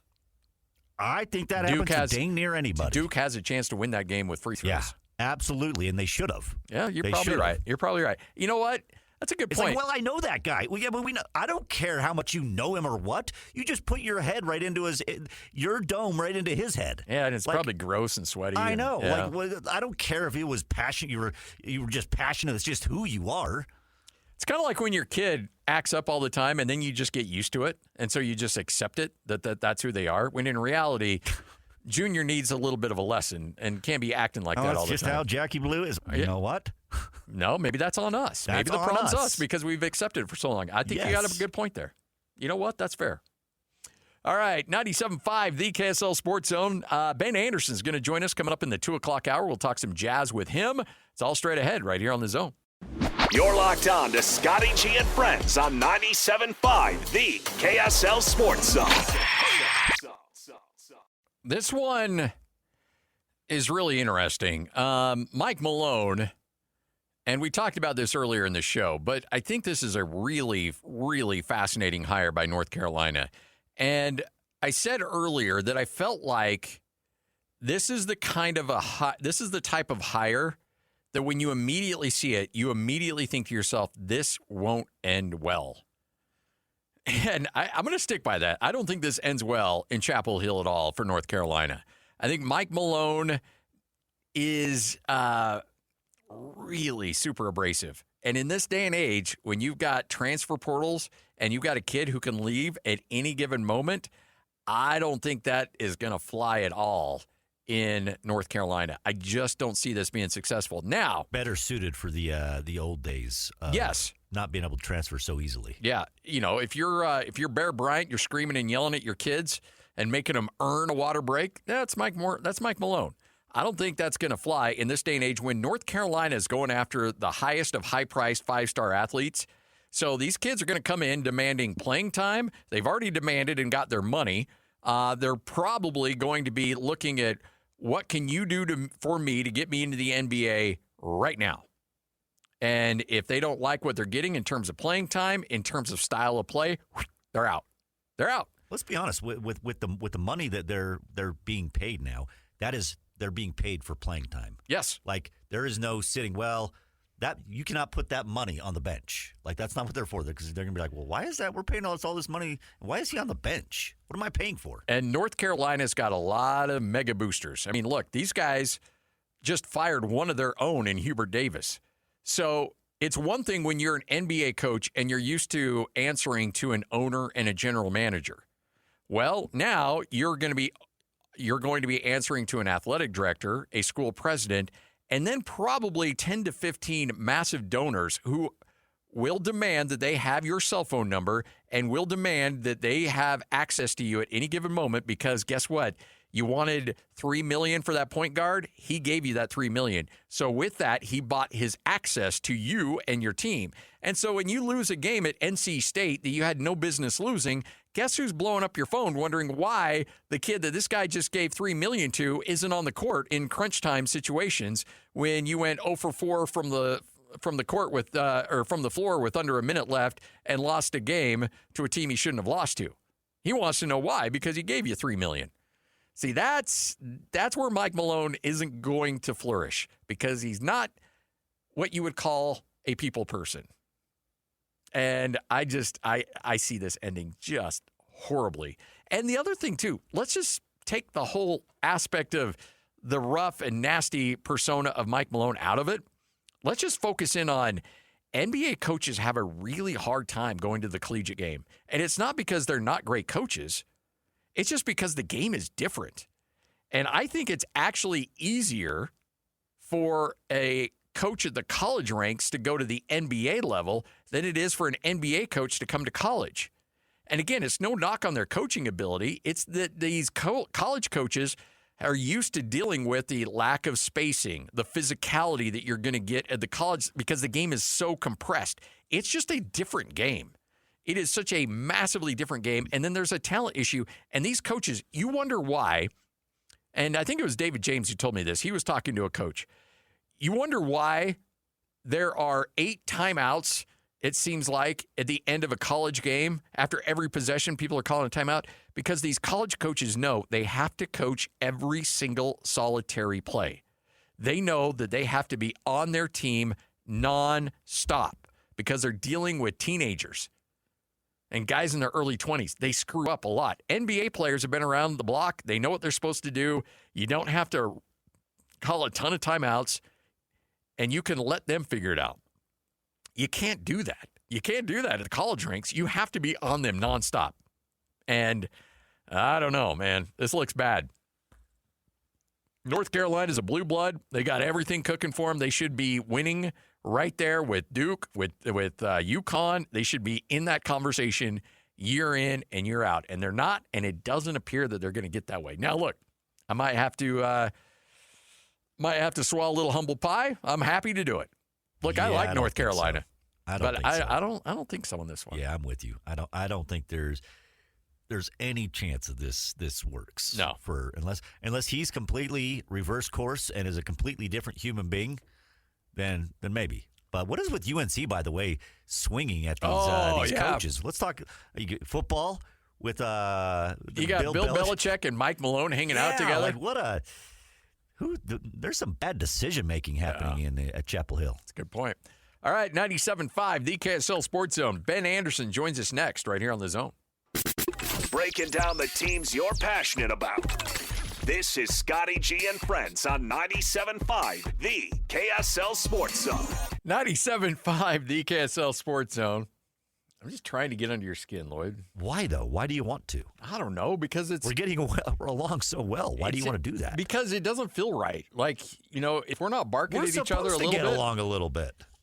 There always needs to be a little bit of tension, though. Okay. Fair enough. Hey, by the way, I'm fired up for this. We're going to be hanging out at my hearing center coming up mañana. So make sure to be listening because we always have a lot of giveaways. We'll always have opportunities for you to get yourself in a better situation hearing-wise, whether it's you, a loved one, spouse, whatever the case is, we got you covered. So check it out. Tomorrow's show, My Hearing Center, and we'll have opportunities for you to get that free assessment, the free test, and I'm assuming you can probably still take those hearing aids out for a 30-day test drive. And if you like them, great. If not, no big deal. Off you go. Yeah. So let's get it done. Ben Anderson's going to join us here in a bit. Is Ben big timed us? He might be big timing us. Yeah, I don't know. He said he's still in the building. Well, he said he was going to be in the building because he's, recording a Jazz Notes podcast. Yeah. If you're not, by the way, subscribe to that. You should. Well, I don't know. No. Hold on. Let's not be promoting it unless it comes by. That's true. If you're gonna stiff us, look, then we're gonna stiff your podcast. Yeah, exactly. So I'm gonna help you out. Look, we've been promoting the heck out of the Utah Puck Report. Why? Because Jay Stevens has been joining us every other day on the show. True. Which has been awesome. And if you haven't been listening to Jay Stevens or his Utah Puck Report, then shame on you. You need to be listening. If you're committed to us, we'll commit to you. Exactly. This is the lesson that I've learned. Yes. Yep. You do us dirty, and then we're going to have ourselves a problem. I'm just kidding. Ben's like one of the nicest dudes on the planet. So wherever he is, we'll check in with Ben here in just a moment as the Utah Jazz mercifully just have 3 games left. This one feels different, though. I mean, let's be honest here. This one feels a little bit different than last year at this time. Jazz had the worst record in the NBA and squarely in the Cooper Flag sweepstakes. Obviously, we saw how that went for the Jazz. But this is a situation right now where it just feels better. I don't know. Maybe I'm wrong on that. But I just think he got a better vibe right now with the Jazz, where they're at now as opposed to last year. And I think a lot of it certainly goes back to the Jaren Jackson Jr. trade. All right, Ben Anderson joining us. Ben, you've been with the Jazz every step of the way throughout this season. This feels a little different at the end of this year than it did last year, correct? Yeah, entirely different. The Jazz know what next year is going to look like, at least a little bit, and they've got the key answers figured out, which is they know who the top players are going to be, and now, honestly, you kind of know what the draft pick's going to be. I mean, you don't know where in the lottery, but you know you're going to get it, and that's really important for the Jazz. They didn't know midway through the year if they were going to be able to hold on to this piece, and now a 99.4% chance that they're going to. That's a win for them. They've got to feel positive about that. But you are saying there's a chance. Well, 0.6 is 0.6. You know, it's a little more than 1 in 200 chance they could lose it. So it's out there. It's certainly possible, I guess, but I would imagine inside the building for the Utah Jazz, they feel pretty comfortable. Walk us through if they and Sacramento end up tied for record-wise, how do they determine the lottery ball situation there? Yeah, so the lottery balls will just get added up and then divvied out evenly. So the Jazz and Kings would share. And honestly, I don't know if it's even or if like there would be, because if there's an odd number of lottery balls, obviously one team would have to get one more. But yeah, they add up the averages and then they divvy them out. So the Jazz would have, you know, a 99.7% chance of holding onto their pick. And then a coin toss would actually determine who gets the 4th pick and who gets the 5th pick, assuming no team actually won the lottery and moved up and they didn't slide down. And if that were the case, then that coin toss could be potentially important because, as you joked, there's a 0.6% chance the Jazz could lose their pick. If they win the coin toss, those odds go to completely zero, and the Jazz would know they're holding onto their pick regardless. Yeah. When you look at these rosters that the Jazz have been playing out, what do you take from it in terms of, you know, the old adage, somebody's got to score the points. But are there things that you can see from some of these guys that you're like, okay, you can build on that? That's something that we like. That's something that even though you're buying your shots at Costco and you're getting lots of them, we still see development there. Let's start first with Ace Bailey. Do you like the trajectory he's at right now? Yeah, and I like more so just the fact that, like, how we started the season, maybe even more than what we've seen the last 20 games or so. Now, there are real positives to the last 20 games. I think his shot creation has been really important. I think his ability to get to the rim more recently is important. I think his footwork has gotten a lot better. His ball handling's gotten a lot better. Like, it's all moving in the right direction. But honestly, I think his buy-in, his overall big picture, like, I want to be a part of this. I'm going to do what the team asked me to do. His chase down blocks, like, we're seeing his shot blocking skyrocket over the last few games. It's just like he's figuring it all out. All the pieces are coming together. And I think that's maybe more impressive than just, hey, he's got this, like, kind of huge opportunity to make mistakes where he didn't in the past. Do you hear Locke drop the line that he thinks that there's a chance Ace Bailey might be the number one offensive threat come February of next year? That might be a reach for me. I mean, Lowry's a really good player. Just a bit, yeah. You know, I think about this. I was talking on my podcast today. You know, look at Lowry's just raw stats this year. I think he's probably at like 27 points a game. He's at 7 rebounds, shooting 37% from the three-point line. Like, if Ace gets there at any point in his career, Jazz fans are going to be like, holy cow, this is one of the best players they've ever drafted. Like, that is where Lowry is today. Like, he's doing that today. Now, Ace being much better on the defensive end, I think is going to be a real feather in his cap. But Lowry is a special offensive player, and it's going to be hard for anybody to catch him. The Jazz are going to run into a funny issue next year of trying to make sure Lowry doesn't fall back to being the third option because he's too good of a player to do that. If you had a Rookie of the Year vote, who are you going with? Man, I have watched the last two. I know, right? I know games, and it's and it is a funny thing. It's this thing that we worry about 10 years from now. Like, we know Cooper Flagg's the best player. We know Cooper's way better than Con Knippel. Con is having a historic year. He is the best shooter in the NBA. He's doing it as a rookie. It's pretty awesome. He is on a team that is competing to win 45 games, 46 games, is maybe going to end up with a guaranteed playoff spot by the end of the year. And I know that's only 3 or 4 more games, but they're in that running. And he's been a critical part of it. He has kind of been the piece that came in and unlocked everything. And still, the Mavericks the Hornets would trade anybody or maybe any 2 players on their roster to get Cooper Flagg. So, are we worried about what people are going to say 5 years from now that Cooper didn't get this? Or are we worried about the fact that, Con's actually probably been the better rookie? And Con actually probably has been the better rookie, though I do love that the Mavericks clearly care and Cooper clearly cares. And you know what? Guys caring is good for the NBA. For all the tanking talk, Wemby wanting to come out there and rip your head off every time he plays is great for the league. And Cooper coming in and being the best rookie we've seen in a very long time, and certainly, his highs are better than anyone we've seen in recent memory. That's good for the NBA. So the fact that we're even talking about it, I think, is a real plus. If I had a vote, I would have a hard time not voting for Cooper. And I know that's silly because Cons has been so good and all the advanced numbers say Con. And even then, the guilty part of me is yeah, but Cooper's a much better player. Yeah. Here's my thought. Cooper's going to get everything else. Let Con have this one. Yeah, I think that's totally fair. Con, you gets the Rookie of the Year. It's great that they were teammates. They're buddies. Look, Con's going to win a lot in his career, too. Con is not going to, unless he gets stuck in Charlotte his whole life, I think he's going to do plenty of winning.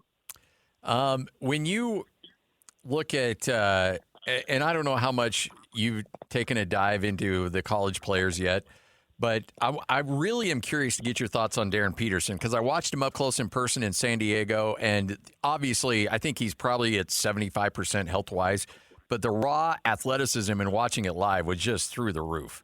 Now, there were mistakes, and you could tell the body language wasn't where you'd probably like it, but I really like that guy. I still go AJ1, but I think Darren Peterson, if he gets his head on straight, could be a really franchise-altering player as well. And, you watch the Jazz game last night and you watch Shea and he just makes every shot. Yes. Darren Peterson's just an elite shooter. He's an elite shot maker. And some of the passing numbers weren't good at all. But you know what? Keontae George had a negative assist-to-turnover ratio in college. And he's the Jazz's starting point guard now. Ace Bailey didn't pass to anyone at Rutgers and now is a very reasonable passer. So I'm not sure I buy into the assist numbers at Kansas this year at all. And then, is his upside Anthony Edwards? Can you imagine if you dropped Anthony Edwards onto this Jazz team? Yeah. Well, okay, you are winning a title now. I saw Tony Jones on the show saying if the Jazz win AJ DeBonta, they're going to win a title in 3 years. Well, if Darren Peterson turns into Ant Edwards, okay, that might be the same conversation. So I totally get it. I'm right there with you. Again, I have such a hard time buying into anything these guys do in college or dismissing them because of what they do in college because it is such a bump in the road for so many of these players who are just thinking okay, I got to go play 30 games or whatever for 30 minutes a night. And I don't know if my team's any good and I'll just try and get the biggest payday I can. And I'm really just trying to get to the NBA and I'm already guaranteed to be a top 3 pick. So what do I really care? And if that ends up being the case with Darren Peterson, I won't be surprised at all. I think it was a little bit the case with Ace last year and we've seen it before. So you know what, if the Jazz get any of these top 3 guys, they should be, to the moon, not to use a political event currently. They should be absolutely thrilled about what's going on in the world. The thing too, and this is why I think Mike Malone's really going to struggle at North Carolina because we've heard, coaches at BYU and Utah with Alex Jensen, guys that have been in the NBA that have come down to college and said, you know what, we knew it was going to be different, but the spacing and everything, the limited ability for these guys to really showcase their skill set at the collegiate level based on the fact that the game's just so much different and called so differently really can hinder a lot of the athleticism these guys have. And I think once you see these guys make that jump to the NBA, that's why people are like, well, why didn't you do this in college? Because you can't do it in college. There's so much limitations. And when that court opens up and you have that space, then these guys can really flourish. So I always take with what guys do at the collegiate level with a grain of salt, because it's what A.J. DeBonce has been able to do at the collegiate level is really, I mean, I look at that and go like, whoa, if he's able to do that in college, I can't imagine what he's going to do in the NBA. Yeah, once there's spacing around him and there's 4 shooters around him, like he might get up to 30 points a game by his third year. Like it's honestly crazy how good AJ might be, especially on the offensive end.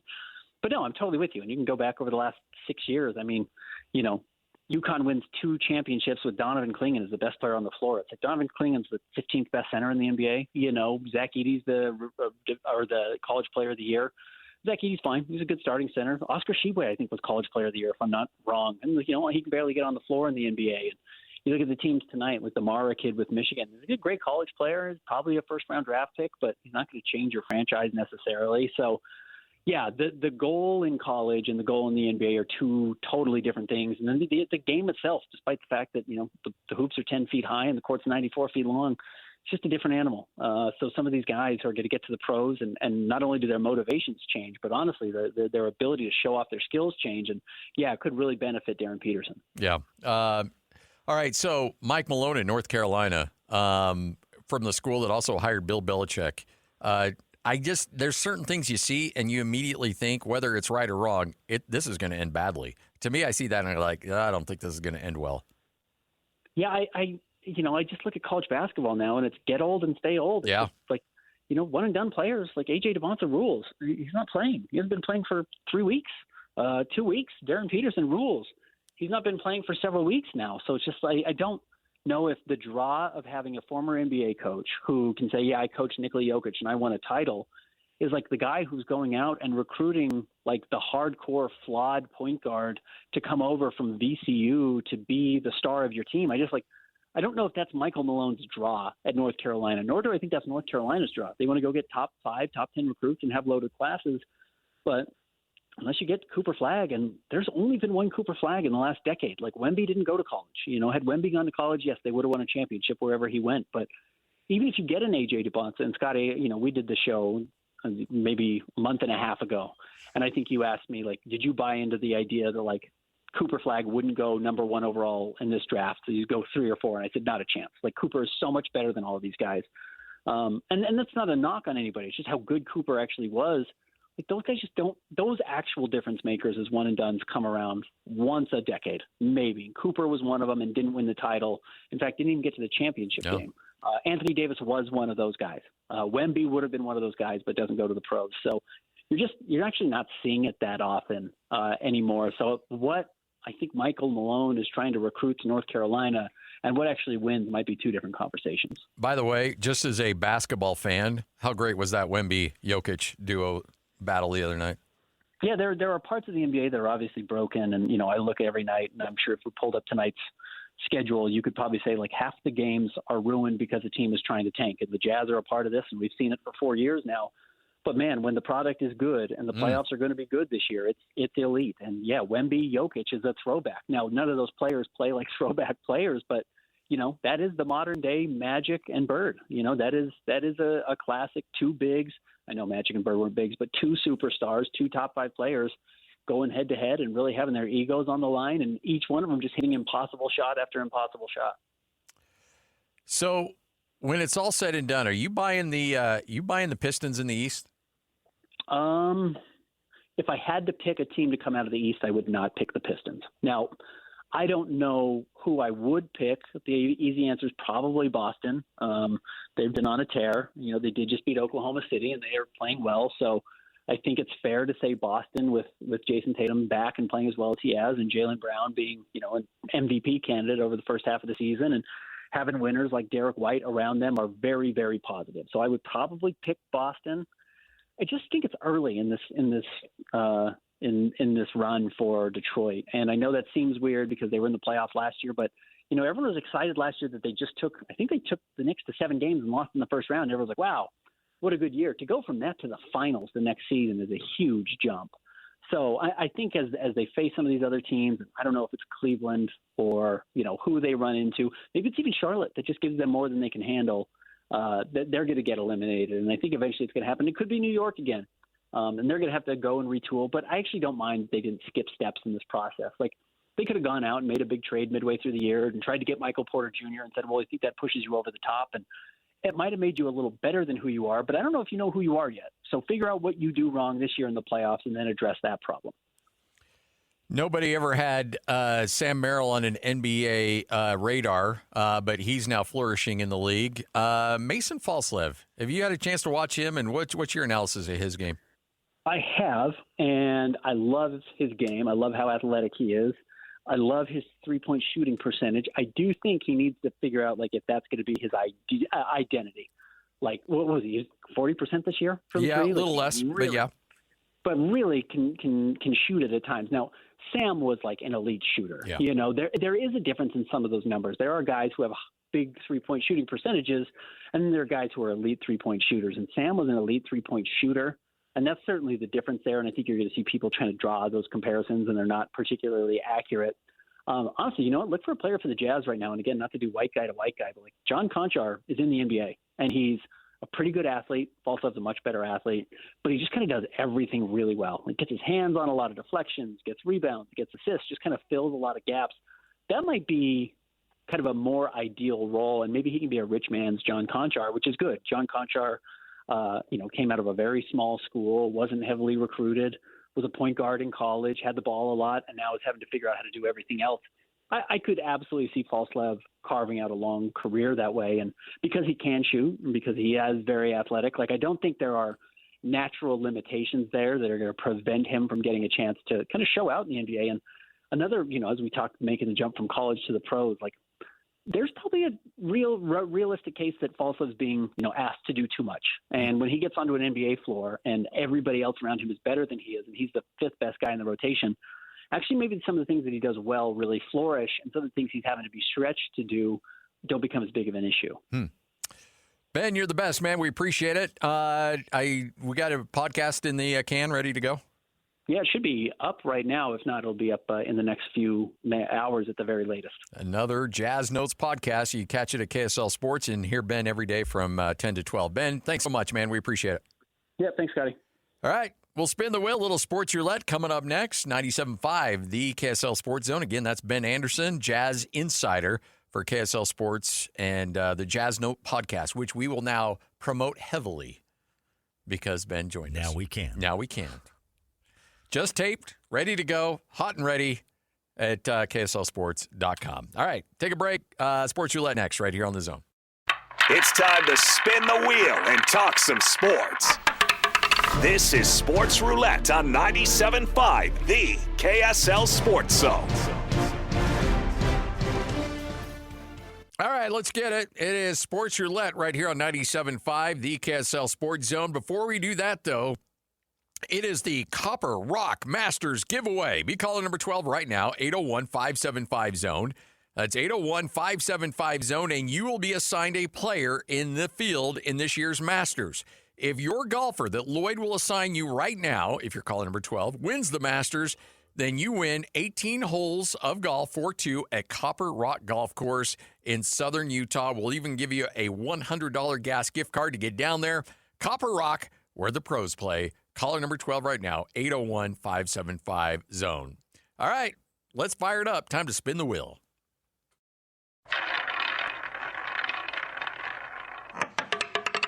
An end of a Masters era. Yes, indeed. All right, so what we're, if you're out there listening right now, and chances are you're probably in that Gen X range, maybe some millennials out there. You remember where you're at in 1994? I was a junior in high school in 1994. The reason I bring that up is because that was the last year that a Masters was played without either Tiger Woods or Phil Mickelson in the field. Obviously, Tiger's got his issues. By the way, you see he took his jet to Switzerland. He got permission from the judge to leave the country. Apparently is checking himself into a facility in Switzerland. All right. I hear there's good facilities here locally. I thought so as well. Right over here to Park City. Phil Mickelson is also not participating in this year's Masters due to he's got some issues that apparently he's working through as well. So with that, you, my friends, will have a first Masters without either Phil Mickelson or Tiger Woods for the first time since 1994. Man, that's a big number. By the way, we were talking about Jason Day earlier in the show. Jason Day had some comments about Tiger Woods not participating and his DUI. Jason Day said, look, he's a human being like everyone else. We have struggles. It's unfortunate. The only thing I don't understand, it's a bit selfish of him to drive when you put other people in harm's way. When you're the player that he was and how strong-willed he is, he thinks he can do almost anything, and that's probably why he's probably driving and a little bit under the influence. There's a lot of competitors out there that have performed at high levels at various things and still not been driving under the influence. And I get it. Jason Day, look, he loves Tiger. He went on to say, look, I'm in golf because of Tiger Woods. He's the reason I play. To have him go through what he's going through under that microscope, it must be hard to do. So, look, he loves Tiger Woods. We all love Tiger Woods. Look, I understand. Tiger Woods is not a particularly good human being, whether it's as a father, whether it's as a husband. I mean, look, it's a laundry list of stuff that Tiger's got himself caught up with, let alone the DUI from last week.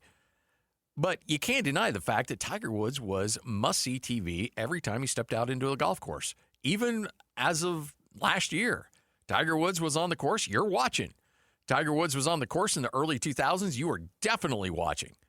So we all have great, fond memories of Tiger Woods, but that doesn't change the fact that we can still call out Tiger Woods for being a dirtbag. And look, I don't care who you are. I don't care what you've done. I don't care what you've accomplished. I don't care how many millions of dollars you've donated to charity or whatever the case is. You get behind the wheel drunk, you could kill people. And a lot of times that does happen. And it's not that it's an unforgivable thing, but I do think that we as a society need to stiffen our laws when it comes to cracking down on drunk driving. Because now it's kind of a joke.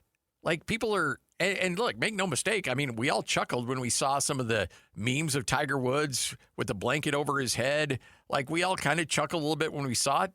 But the thing is, the dude was out of his mind under the influence of something, and he could have taken a life. Very easily could have taken a life. In fact, he very close was taking his own life in terms of a vehicular accident.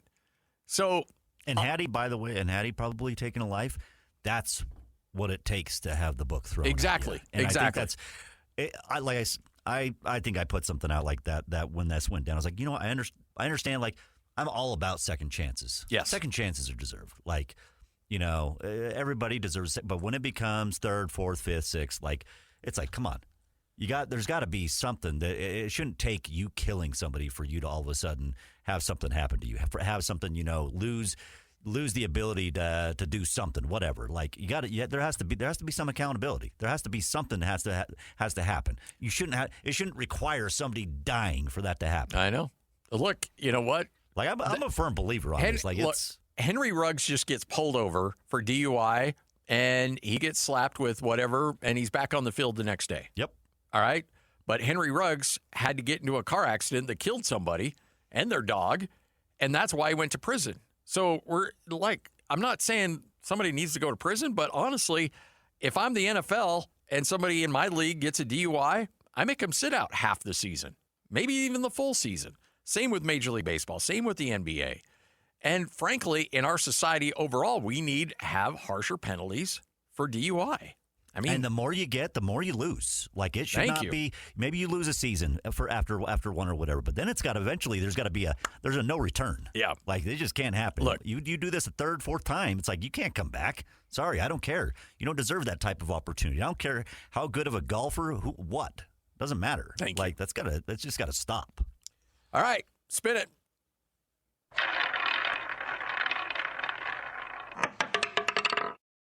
Love it here, now that you've paid me. Dusty May has informed the University of Michigan officials that he's not pursuing any college basketball jobs. Well, because, he's got his team in a national championship, and he's coming off a contract that will go through 2030, and there is rumors that he is just close to a new extension that will pay him even more money and keep him at Michigan even longer.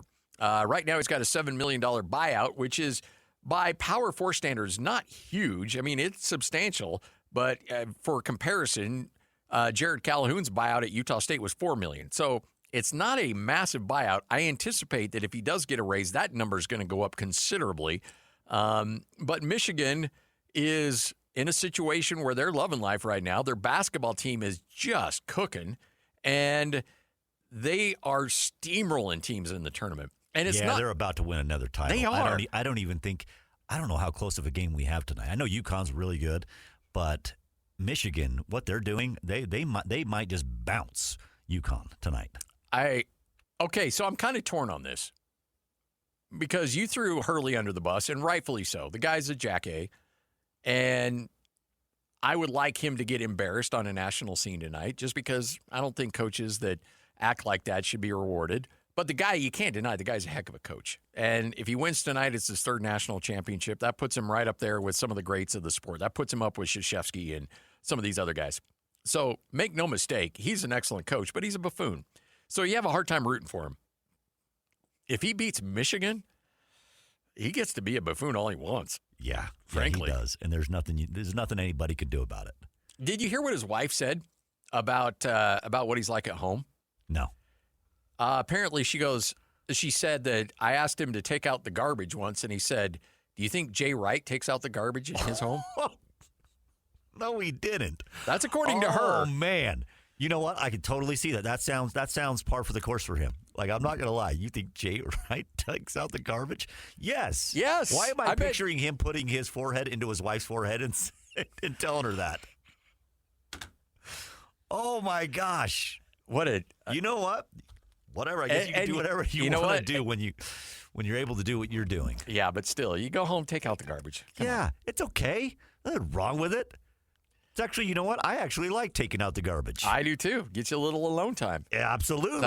I take a little extra time. Exactly. Maybe I stop on the step and I sit there for a sec. Because think about and ponder life. As soon as you walk in that door, you got the two kids yelling at you. Got the kids yelling at me. Yeah, so, oh, no, I will be more than happy to take the garbage I'll take out the garbage again if you need me to. I do it all the time. You want me to mow the lawn? Fine, I'll mow the lawn. Let's go. Let's go. Just, let me have my earbuds in and just decompress. By the way, how's the old lawn looking? Mine's in a bad way. Really? Yeah, I'm in a bad place. It's, I lost my love for lawn.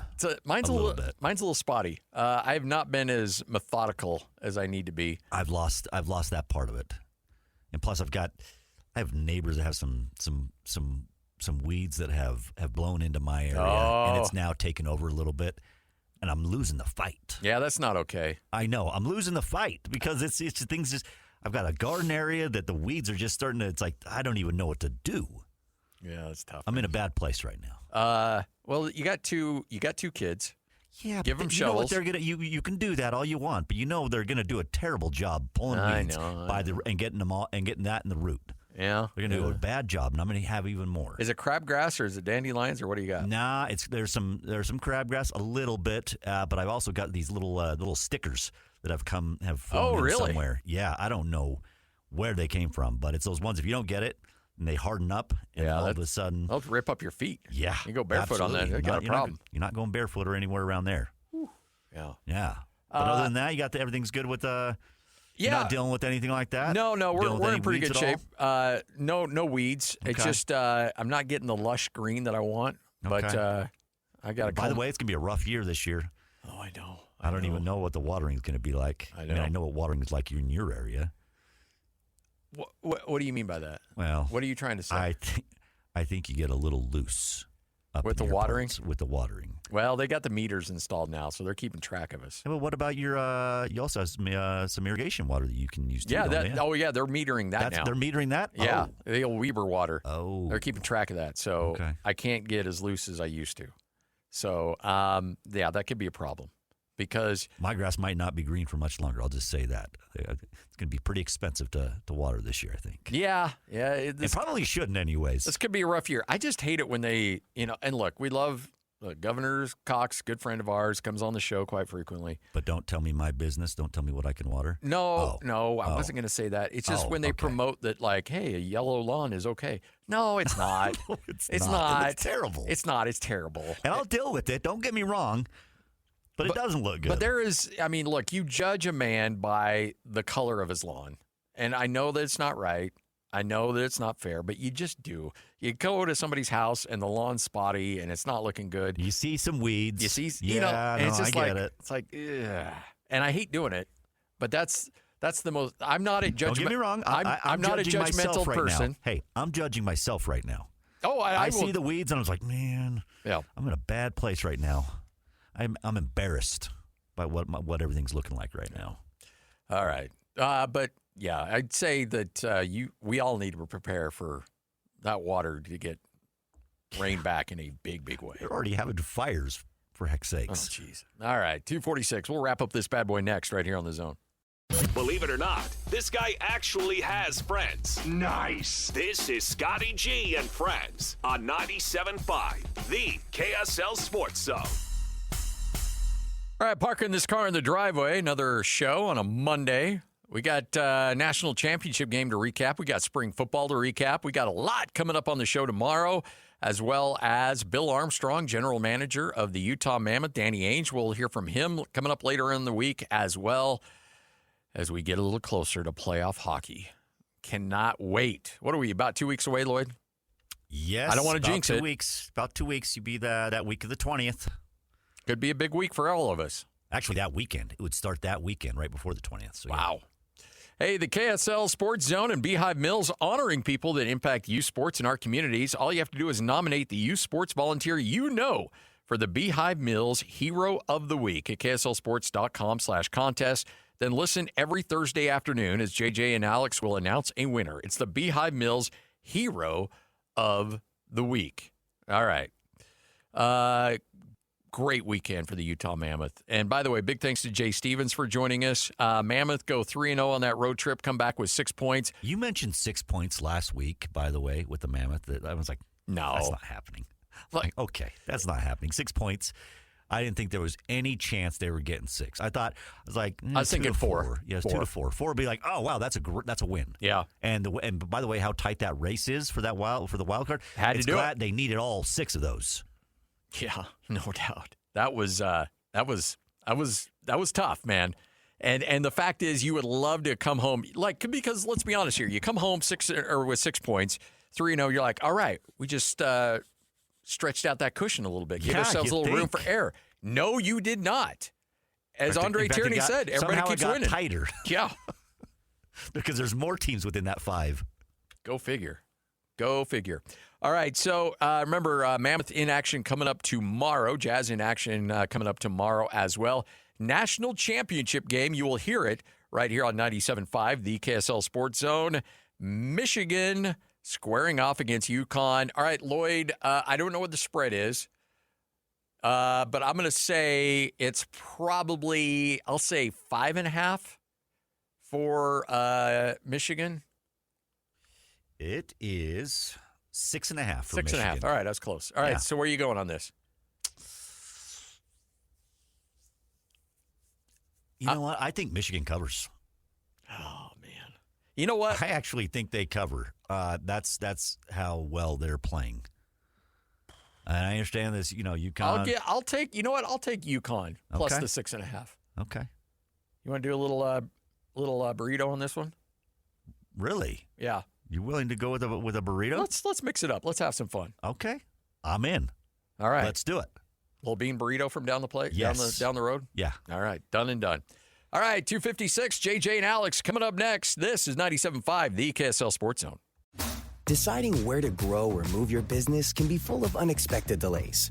Or you could just go to Ohio, With billions invested in shovel-ready sites, a dedicated team whose only job is to tackle red tape, and 0% corporate income tax, Ohio makes it easy for your business to scale faster. In fact, Ohio ranked number 2 in the U.S. for lowest cost of doing business multiple years in a row. Your move. Learn more at jobsohio.com.